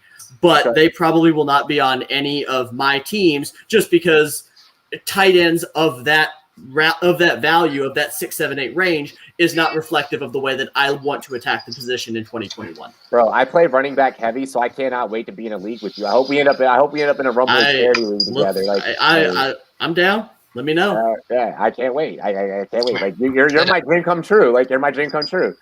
Jordan, you're mine too for different reasons, but whatever. So, first off, none of these tight ends for me are in my top 12. I can't say I'm fucking this shit back to back. Not a single one of these tight ends for me are in my top 12. Ranking them, I would go Gesicki as my number 1, purely based off of not necessarily opportunity. I just think he's the best tight end of this group. Tanyan, I have ranked 2nd. I believe I watched him enough to know he can catch the ball and box people out in the end zone. He played with Aaron Rodgers, so that doesn't really tell me too much about him actually being good. It just tells me that he's capable of running down the field and just being. Watch him, so really quick, for your sake, if you watch him on film when he plants and he gets ready to turn, go and catch at the highest point of the ball, he's very, very powerful off of that right foot, like off of his toes. He has enough bounce just in his toes. He's gonna go up, he's gonna go high, boom. Like so. No, I love what you said about the boxing out because a lot of people don't look at that skill set. Okay. In regards to tight end, this is why I love tight ends that used to play power forward in basketball. Like if Kevin Garnett was a fucking tight end in the NFL, like I'd have a wet dream. Like I'd cream my pants right now, Like if LeBron James, or like. So I love that you brought that up because Tanyan is of that build. He reminds me a lot of Antonio Gates in that essence of I'm a plant, I'm gonna go up, I'm gonna produce power, boom, I'm going up, explode, and it's right there. So I just wanna. Thank you. And the last film guy, you spoke my language. No, you're good. Logan Thomas is the last one. Like personally, when I look at tight ends, I want a tight end with a great quarterback. If I'm not getting the top echelon, I guess. So like the guys like Gerald Everett is my I'm picking him as much as I can. If I miss out on the Hawkinson, Pitts, Kittle, Waller, Kelsey, all those guys. If I miss out on those, I'm gonna go pick Gronk. I'm gonna pick Everett. I'm gonna go pick a guy that's playing with a quarterback that's gonna throw 30 touchdowns. I don't really care about the Dallas Goeders of the world who, quite frankly, play with a quarterback who's gonna complete 55% of his passes. The problem with Gobert is that he has slow hips.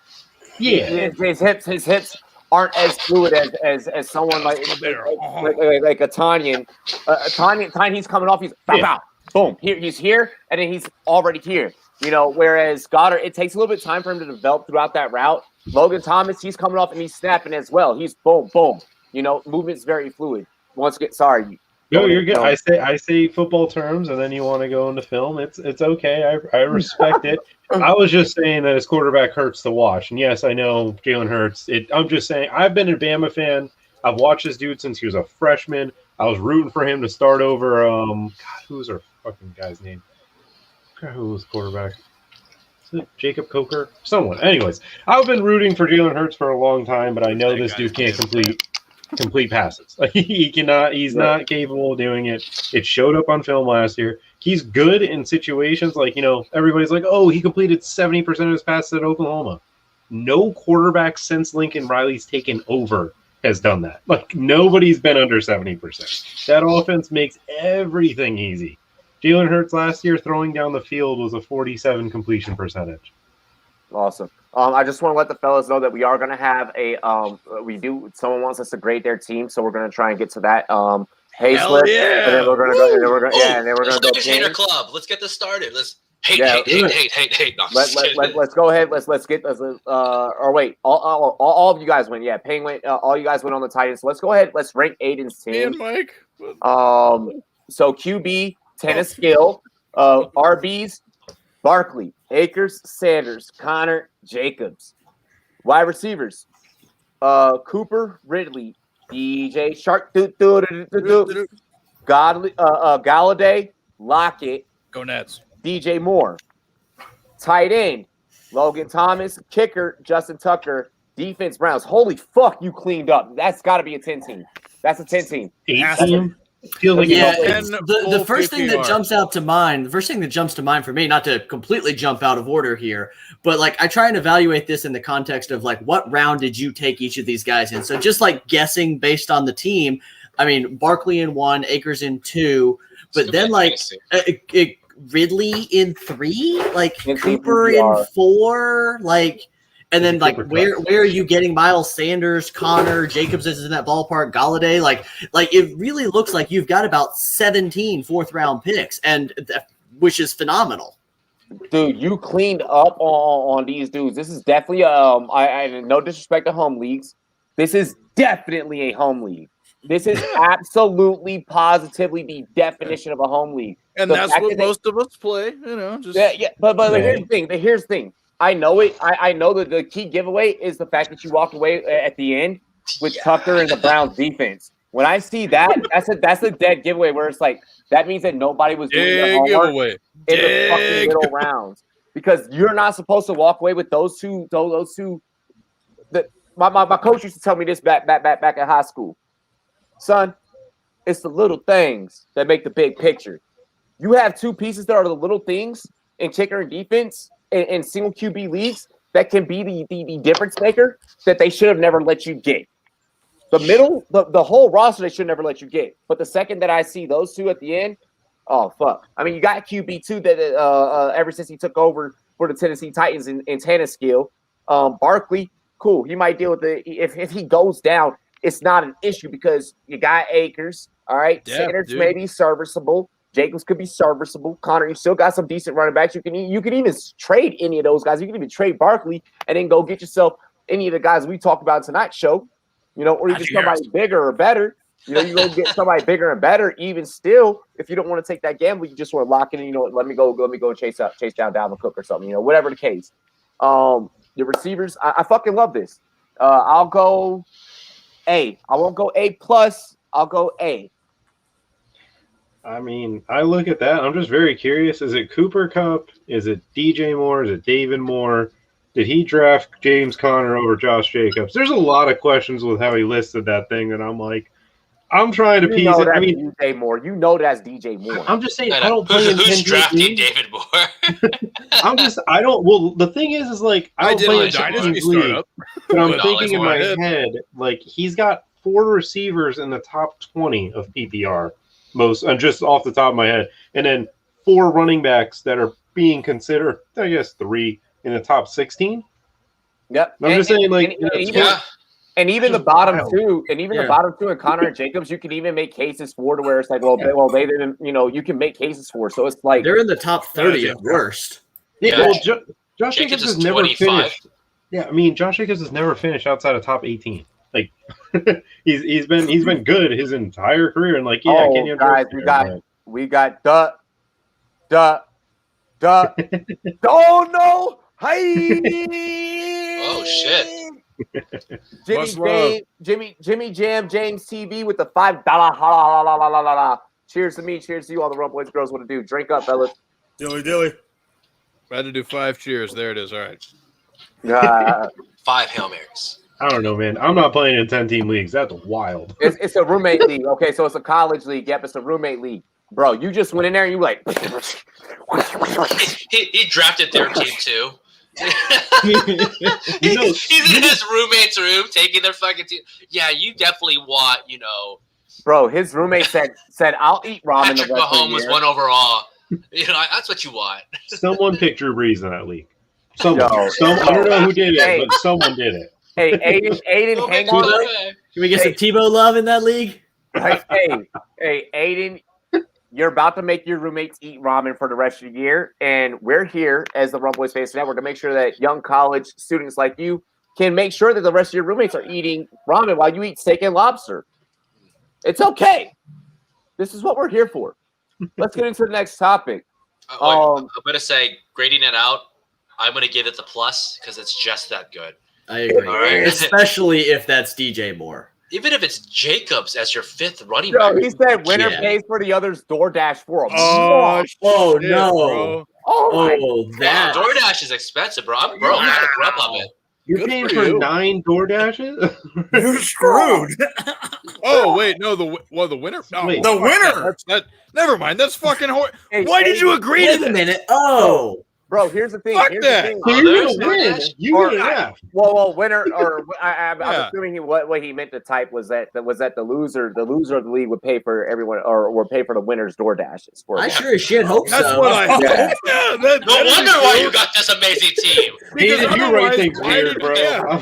My Well, first okay, off- if that is You said true, loser, then, yeah, I'm going with an Okay, F good. because like the chemistry's not on your team. Like, come on. Shout My out first Aiden. overall pick would have been some like undrafted free agent that's at home right now. Fuck that. My first overall pick would have been me. I like to take myself. But no, he said it's a loser. So yo, bro, hey, honestly, sit on that team. Keep watching the Rumboyz Fantasy Network. I mean, you already do. You watch us every day. And we're gonna lead you to the chip, bro. Like the chip is it's within reach. Your championship is so close that I can feel it right now. That's I what wish we're that was doing. my best ball team. I would fucking blow my load if that was my best ball team. Oh my god. I would win $1 million in underdog fantasy. All of us here on this panel are in SFB 11. What are your thoughts surrounding your first pick off the board? What are you thinking? What's your strategy? You don't got to go too heavy. Like, I'm going to be completely honest. I don't care telling my league mates what I'm going to do because it doesn't matter if I tell you what I'm going to do. One, I run a podcast. I tell everyone what I do. Two, you're not going to beat me. So, Tupac Division, just fucking eat your hearts out. It's me against the world, baby. We start with Herms. I believe. Yeah. Well, I will say before we just one little thing, just because I did not get to speak too much to the tight end thing, but I have this. 1 to 7.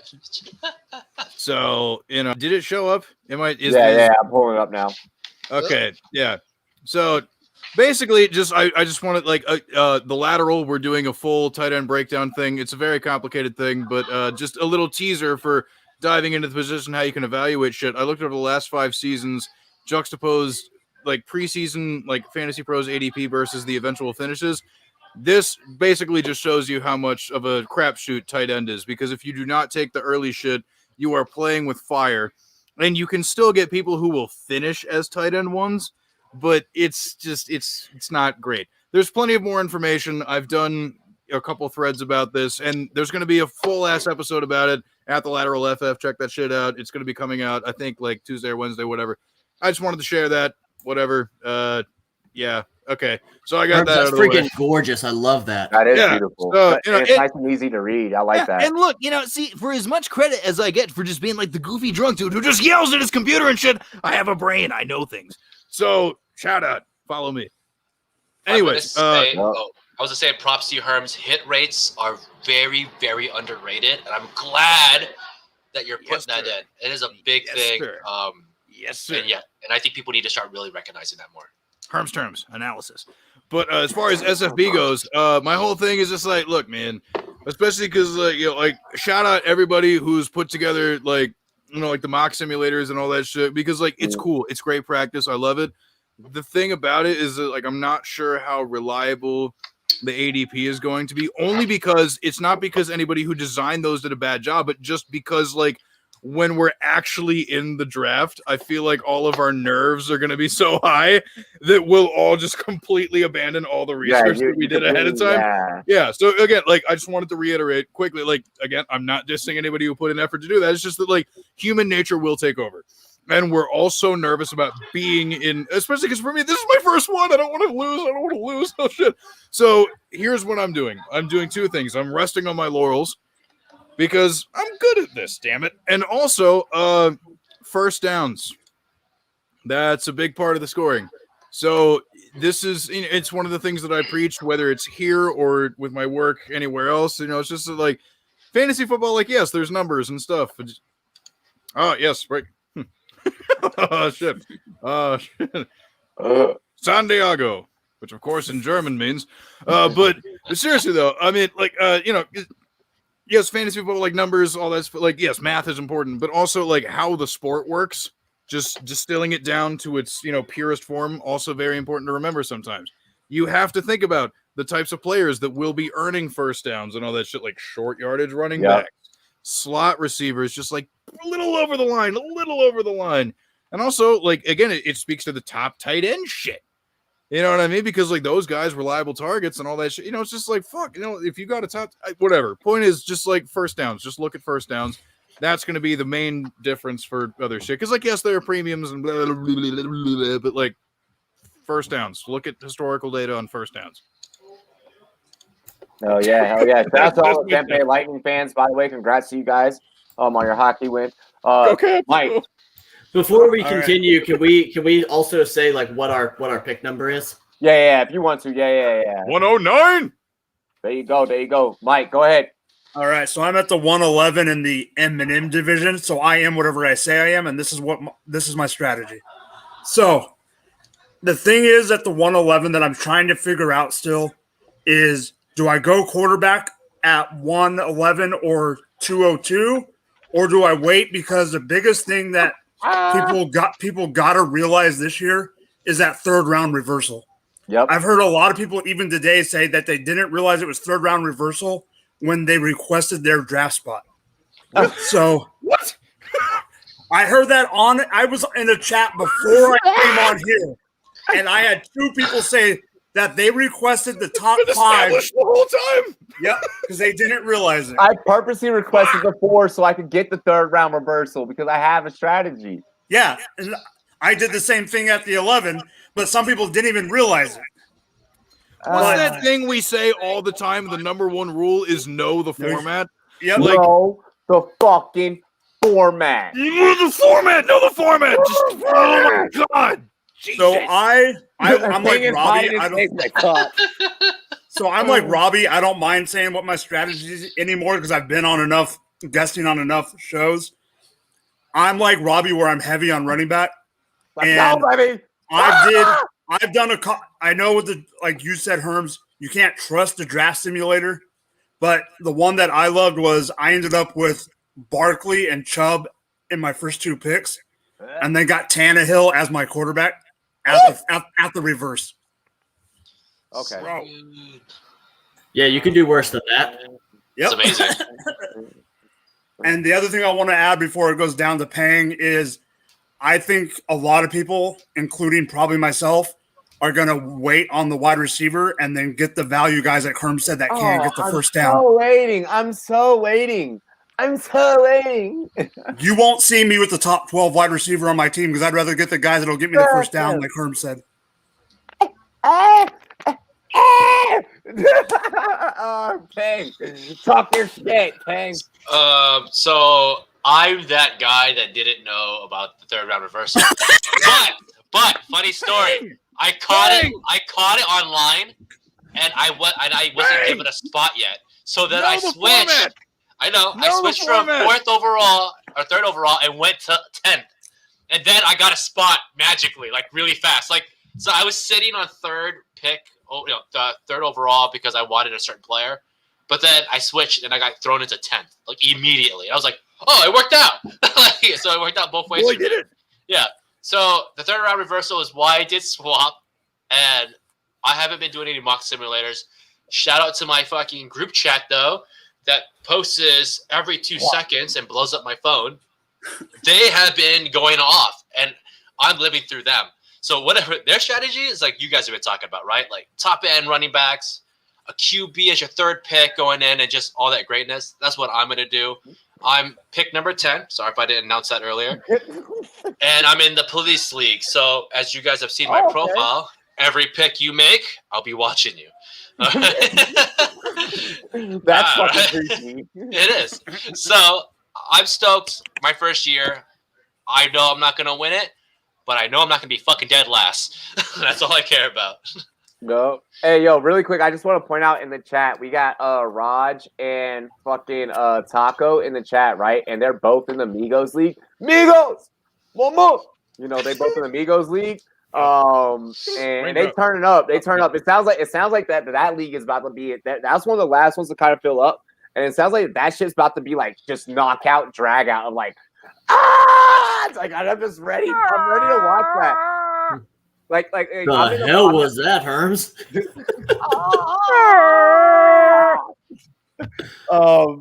But no, weird guy. What do you want? Exactly. J Love is in the J Cole joint. I'm in the Pac division, pick 4. And like I said, we started off with Derrick Henry. Like it is what it is. King Henry, give me money. When you win that many championships. You know, because when it comes to Derrick Henry, you give me money. Someone's got to be Bogart. Someone's got to be Bogart. Yeah, it's gonna happen. But no, when you win that many fucking championships back to back, like you stick with your guys. Hey, Slip, what's your take, bro? So I am 105 in the Mouse Rat division. So if any Parks and Recs fans out there, into the pit. There you go. I thought you were going to go with like a bye, little Sebastian. If anyone knows what that is, like Hey, Slip, isn't G-Man J in your division? He is. I look forward to crushing him. No. So we've been doing a lot of talking at the 105 spot, and I think one of the things that is really, really important is that quarterback completion percentage metric. And so we've been doing a lot of analysis as like to where the tier breaks are as it relates to quarterback. And while Lamar Jackson is not a completion percentage guy, there have been a lot of scenarios where we've talked through options of Mahomes, Allen, Kyler Murray, Lamar Jackson, and Dak Prescott are the top 5 quarterbacks off the board, and subsequently picks 1 through 5. So we're kind of having discussions in our group of like, okay, do you want Lamar Jackson or Dak Prescott, kind of depending on how it shakes out, or do you want to go with one of those top running backs, your McCaffreys, your Henrys, Kamara, Cook, somewhere, however the board ends up shaking out. Personally, I really, really like Dak Prescott, and I hope he's there at 5, and I will be thrilled to take him there, quite frankly. And this is not – keep in mind what I said earlier as it relates to tight ends. Even though this is a tight end premium league, I think this completion percentage metric really kind of drives the quarterback value such that I'm still going quarterback there, though Kelsey's name has been brought up. Really quick, are you and J Love in the same 5s chat? It sounds like should be. And Taco. Damn. So you got a J Cole and Amigos up in your chat. Damn. Yeah. Well, then you got Mike Fiala's at 5, Linda's at 5. Oh shit. Oh, straight dogs. Straight monsters. It's at 5. 5s is real. Yeah, Linda knows her shit. She's like, Linda at 5 is so all about Linda at 5. Fishbowl. Yeah, Linda at 5. Oh shit. Sporting's in there too. Shout out kickers, damn it! Shout out kickers. Seriously, I think she got close. Go ahead, Jordan. Drop your tape. So this man over here took my completions percentage. Take. I pick 11. I am in the Childish Gambino division. I am a Childish Gambino. Home goes not been like that Nasdaq. But more importantly, like with the Scott Fishbowl, I'm not worried about doing mock drafts because at the end of the day, it's almost like a home redraft league. Shit's gonna go wild left and right. I got a feeling like people are just gonna pick certain things. I don't think the super flex is as important as everybody's making it out to be. I am not going super quarterback heavy unless it's guys that I trust with a high completion percentage or a high rushing floor. And if say I pick 11 and 22 quarterbacks go or 20 quarterbacks go before I pick next, I'm not bothering. I'm going to go take the elite player at the other position. Like I'm not going to sit there and try to go find, the the Jared Goff, Baker Mayfield. Like, I'm not doing it. I'm just not picking those guys. The first down thing is absolutely massive, and there is correlation with first downs and good offenses and teams that sustain drives. Like, those guys will score more points. I actually got a whole document from, I forgot what person who posted it. Someone basically donated to Fantasy Cares. They give you everything you need for point scoring. It's Addison Hayes, and he's in my division. Yes. Oh, shit. He's a good – I mean, this document is insane where you go – Dak Prescott last year in this format scored more points than Carson Wentz by 50. And he only played how many games? Really quick. I got to correct Raj. Raj, if you're going to quote Robbie on Sundays from NFL Red Zone, we got to do it right. And with the kick, and it's good. My old hoe tripping, but my young hoe cool. Let's go.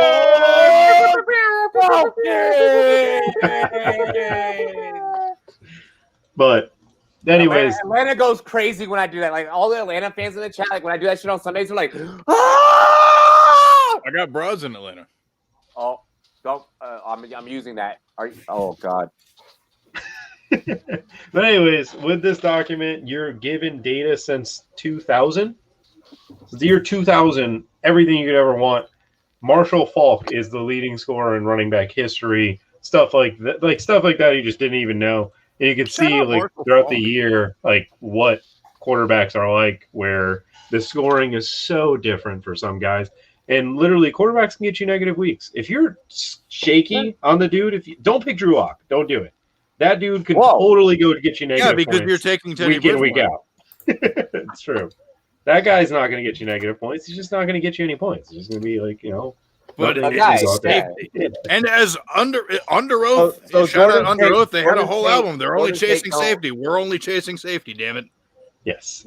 Completions, first downs. Go get this document. This is not a Danny Dimes league. Not even remotely. Not even remotely. No, not. Dude, Drew Brees was fantasy relevant in the Scott Fish Bowl last year. Where the hell do you guys think Waller goes? Anywhere between like 7 and 12. Like, I mean, I'm very sure that a lot of conversations are being had. Like, yeah.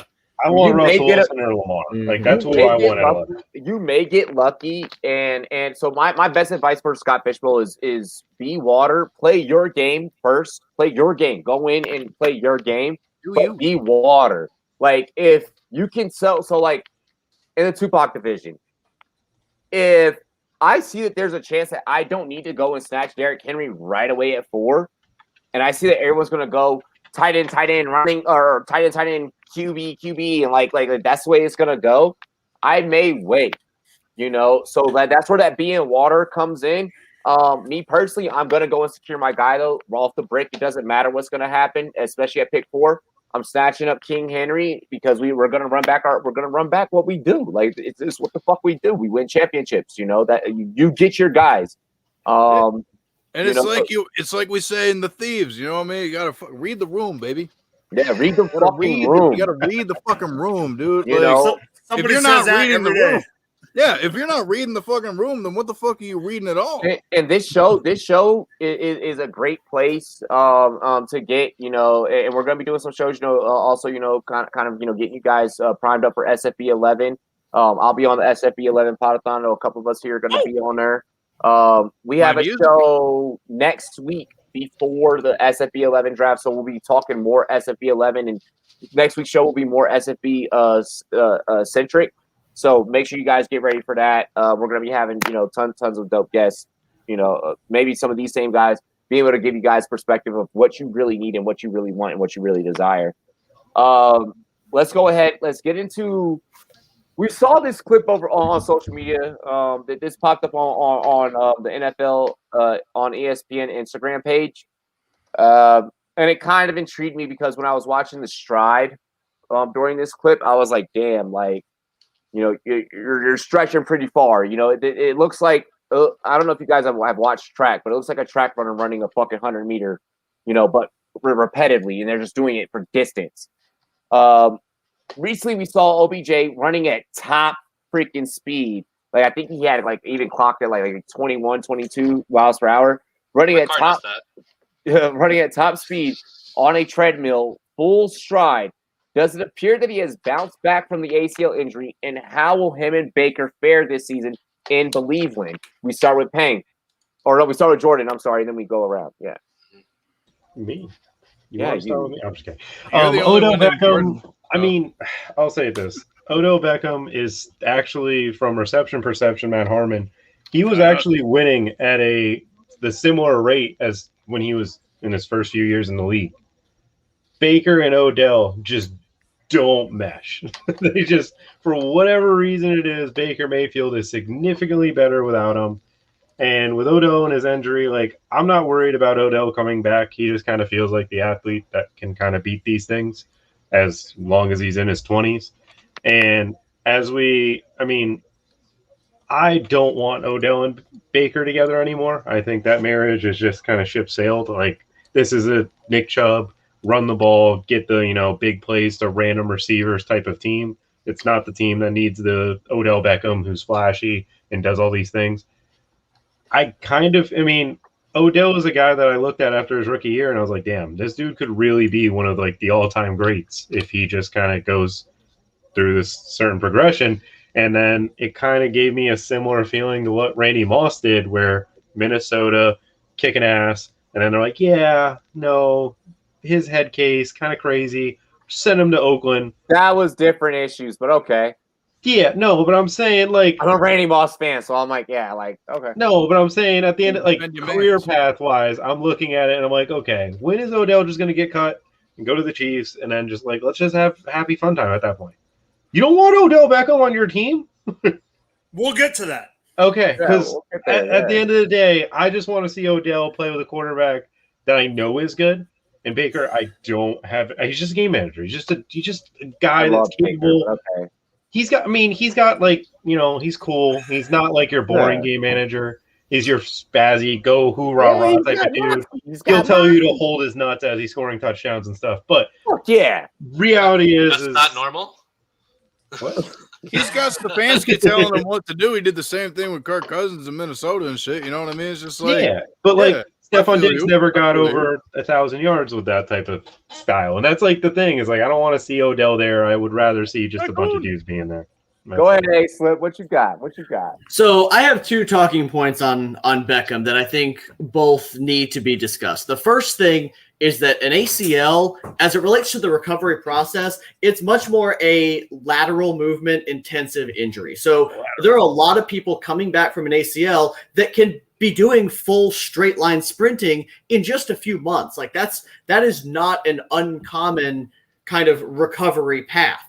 The question is, can he get in and out of breaks? Can he make cuts? Can his acceleration be what we saw a few years ago? And that's the question that we all have to ask. That lends itself to kind of what we expect him to be. I heard the other day that I believe he's like wide receiver 60 on average, like over his time in Cleveland, which is just an absolute dumpster fire. And I think the line of demarcation that I think is really important to think about with Beckham is that he's been a disappointment because he's been on your roster. Every year we've been drafting him as a starting receiver. And now he's still Odell Beckham, or he at least could still be Odell Beckham of old. The difference is that now you're taking him, you're putting his ass on your bench, and if he pops, wonderful. If he doesn't, you're not counting on him. Like he doesn't have to let your lineup down every week the way that he has for the last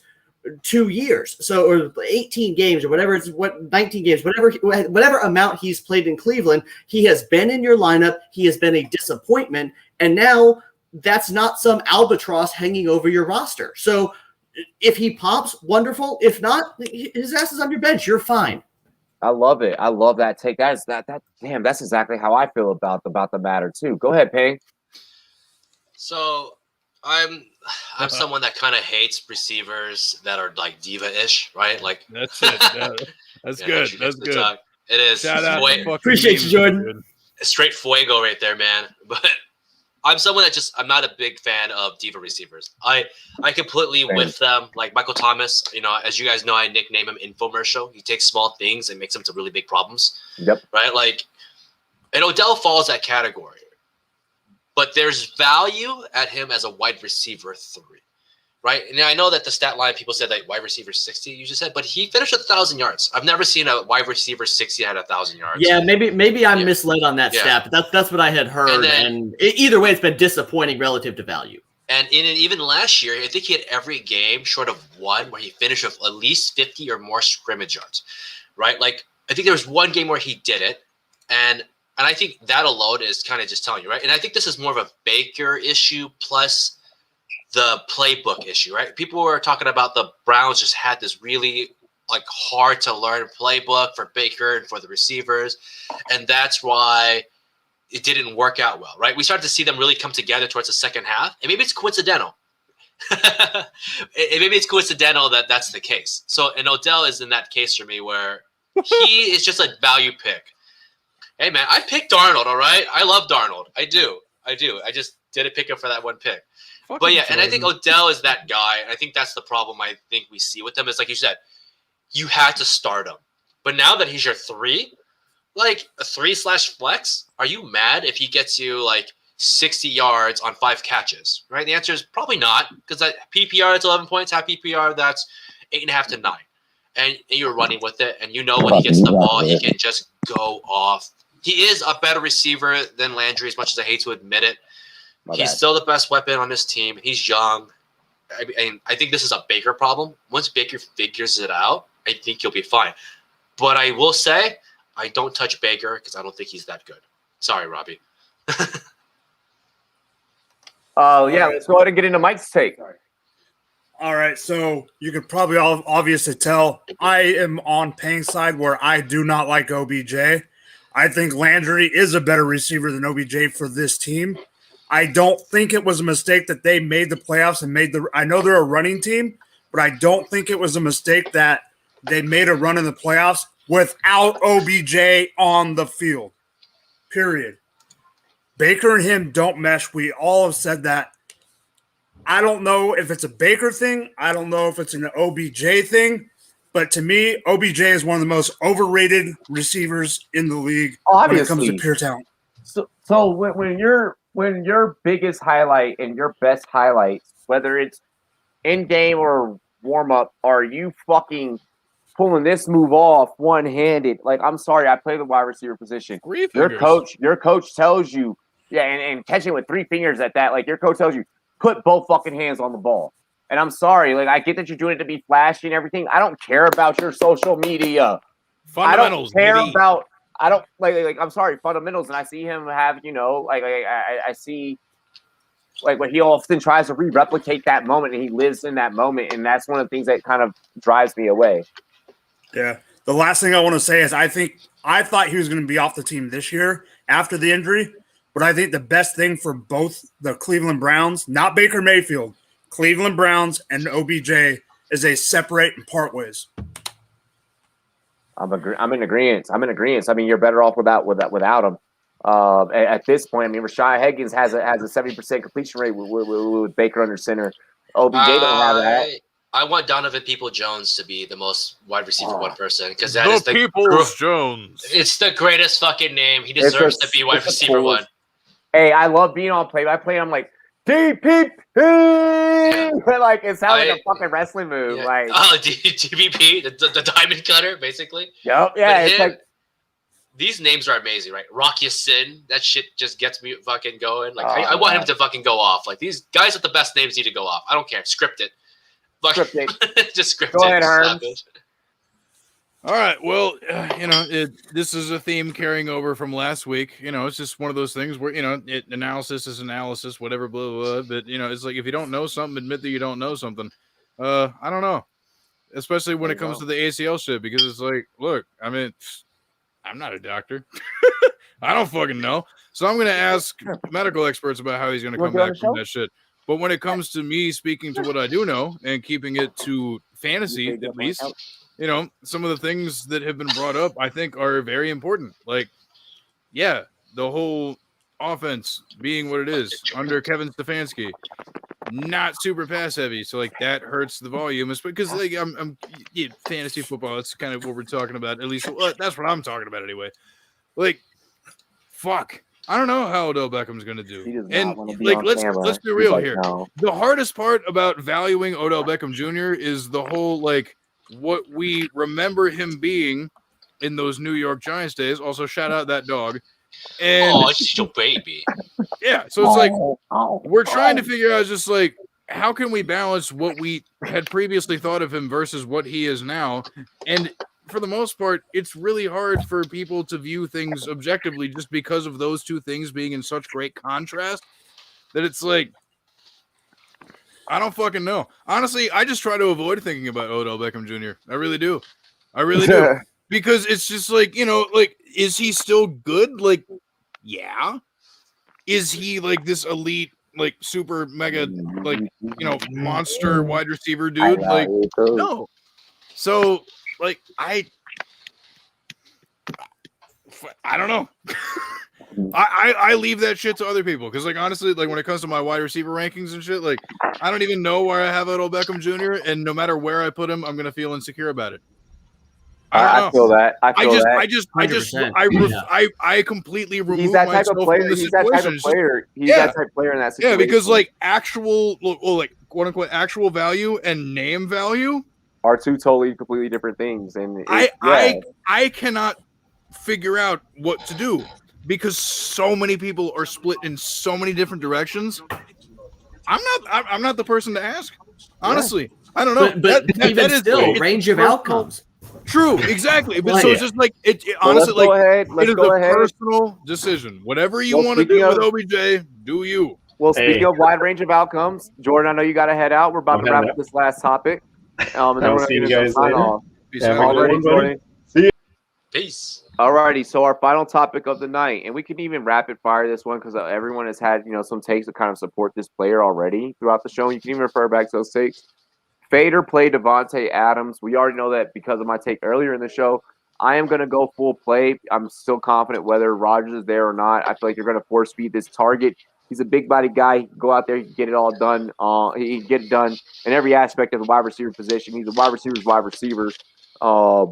Just seeing this guy on film, with or without Rodgers, I'm wholeheartedly in belief that he could go out there and get it done. Maybe not the same as last year, but a wide receiver one on your team for damn sure.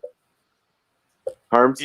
If you go back in time a few years ago when Rodgers, got hurt and it was Brett Hundley, who still did pretty well? Devontae Adams. Yep. I don't give a fuck who's playing quarterback. At this point, he's Devontae Adams. I mean, fuck. You know what I mean? Like, I see people like trying to big brain this and like overthink it and do it. It's just like, fuck that shit. That's why I feel like that's why I'm like just exactly. Yeah. Just don't big brain this shit. Like, because like analysis paralysis. Like, no, Taco, I love you, but no, that's it is factually incorrect. Fading. Like, yeah, just he's gonna be fine no matter what happens. So he's elite as fuck. Elite as fuck. Herms, all I have to say about what you said about Taco is just remember last week, Taco's the one that told us that the Giants are going to win the division. So that opinion doesn't matter. Second. Shots are fired. Here's my real point about Devontae. He's about to unfollow you. I do drop Devontae a couple spots if Rodgers is gone. Oh, sure. But I am not fading him like some people are, like Taco. Go ahead, Pang. I've got to go a little full circle on this. So I'm one of the guys that does dislike Devontae Adams. And not because of recent years, it's because of when I always hate wide receiver twos on the Packers, right? I think for like years, they kept telling us, hey guys, go get Jarrett Boykins. Go get this guy. Go get Jarrett Boykins. Guys, you remember those names, right? Yeah, like, go get this guy. Jake and you're fucking Kumaro. What's up? There were so many wide receiver like twos to come out when Jordy is around and Randall Cobb was already there. But like, he's not a two because he's a slot. And even then, like, kind of Cobb kind of even fell off. So I always had a bitterness towards Adams because he was a two. Then when he became the one, did Nelson getting hurt, he just shot the bed. But Adams is a guy that did get better, and he made me eat my own fucking words. So, and that's the thing I think we need as fantasy people need. Remember, these guys are like 20-something years old. They can get better. And Adams is one of those guys that became elite. I was fading him as a wide receiver to take in the top 7 pick because I just don't take wide receivers that early. And historically, that just never works out. Besides Tyreek Hill, but you take him at 10, 11, 12, 13, 14, so who cares? But like Michael Thomas, Adams, Calvin Johnson, all those guys that got drafted in like the top 7 picks always screw you over. Historically, they have. So in that sense, I was fading Adams because it's hard to repeat those kind of seasons. But right now, he's going as like wide receiver 4. Sign me the hell up. I don't give a shit who's throwing it to him. I could go out there and just hand him the ball, and he would do fine. It wouldn't matter because he's just that good. He's that guy. He is that guy, right? Who we got next? That's it. Oh, all good. All good. Michael Thomas is undervalued right now. I will admit that. But I wasn't drafting his ass. Michael Thomas Next week's episode. Yeah, we got to talk about Michael Thomas at some point. Exactly. I don't have any problem with you fading him all the way down to wide receiver 2. If Aaron Rodgers is there, he's my wide receiver 1. If Aaron Rodgers is not there, he's wide receiver 2 behind Tyreek Hill. If you want to get crazy and throw Calvin Ridley in there, I mean, like Stephon Diggs, like whatever, you do you, but he should not drop out of that tier. Full stop. I mean, it could be me throwing him the ball, and like he belongs at worst in that 2, 3, 4 range, no matter what. Yeah. Hey, that way. Hey, buddy. High five. Yep. High five. Yep. Yes. High five. I think Herms is about to head out too. Yeah. But all that to say, fade him from 1 to 2. Yeah, fade him. Whatever. Yeah, he's a top 5 all day. Yeah. I'm saying play him. Herms, you're saying play him. Yeah, I mean, why the fuck? Mike, you're saying play him. We got 2. Okay, hey. Let's go ahead. Play him. You drop him down one spot, whatever. Yeah. Yeah, he's not number 1 overall, but he's a wide receiver 1. Yes. Yeah. I saw him go as wide receiver 7 in a mock the other day and lost my mind. Wow. If that is the rate, and maybe that's a little anomalous, but if anything like that is the rate, then play. He's a top 5 guy. I don't give a shit. I have him at 3 without Rodgers, 2 with Rodgers. Let's go ahead. Let's get into some sign-offs. We'll start off with the Hayslip, Ping, Mike, and then Herms. Go. Yeah, thanks for having me as always. It's been fun. If anyone ever wants to chat visualizations, data, whatever, salary cap, hit me up at FF_A Hayslip or at @not_analytics. Always down to chat about anything, NFL, cap, fantasy, you name it, life. I mean, Loki, you name it. I don't care.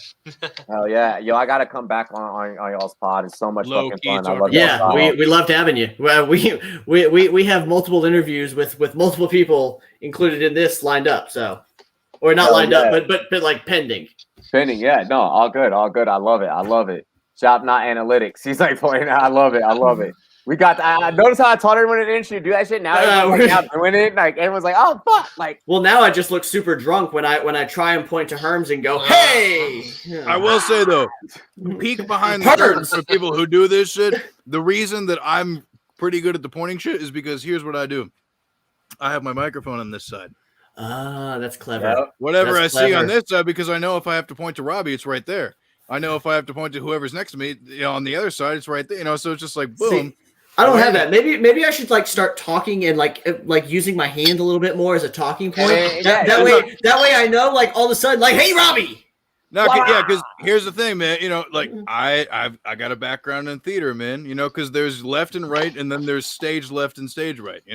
They're different things, man. They're different things. I'm in finance. I'm already confused by what you're talking about. Have a marker. Hey, go ahead and sign off. All right, you can find me on FantasySixPack.net. They're right for those guys. They're great, good dudes. I'm at Pang's Picks FF on SportsMe, on obviously Twitter. I write best ball content mostly. I also do trade content in the middle of the season. Wow, season in the middle of the season. Seaman. Hey, remember my freaking my fucking sports team I wanted to have, the fucking the water polo Siemens Your from San water Francisco. polo team is San Francisco beautiful, yeah, Siemens. dude. All right, it's on my mind still. I never forget. Oh my god! But yes, find me there. I do best ball content, so this is the only time I'm relevant.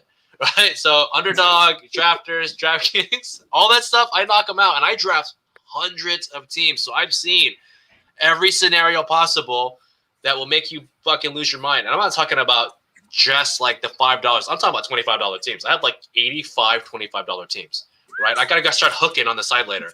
So catch me there on fantasy6pad.net. I put my money where my mouth is. I do all the rankings all the time. I update. I do overrated, underrated wide receivers. So have at it. Go drop the mic FF. All right, so you can find me at Drop the Mic FF on Twitter and on the SportsMe app. You can also find my work. I'm a dynasty writer for Going for Two. My dynasty rankings are now up, and my redraft rankings will be up in the next week. Hell yeah, Herms. Oh, well, to quote the great KRS-One, if you don't know me by now, then I'll doubt you'll ever know me. Because, I mean, you know, it's your boy. It's your boy. It's your boy Herms. You know, it's at Herms NFL. I mean, come on. Hell yeah. Hey, yo, you already know it's your boy Robbie J, Rumboyz Robbie, with the Rumboyz Fantasy Network, founder of the Rumboyz Fantasy Network. Yo, we appreciate all of you guys for tuning in with us tonight. We got this thing right about 2 hours. I'm going to go enjoy some dinner because I ain't ate shit all day. So, yeah, steak, mashed potatoes, veggies, give you money. Let's go. Ooh, I'm on my way. That sounds good. Yeah, right. Shout out to the Rumboys. Let's you go. guys pop up my feed way too much. I'm glad. That's a good thing. That it is. Doing good. Hey, cheers to me. Cheers to you, all the Rumboys and girls. What it do? I'm out of here. We out of here. Follow the whole entire crew at everywhere they told you to follow them. Peace. Dilly.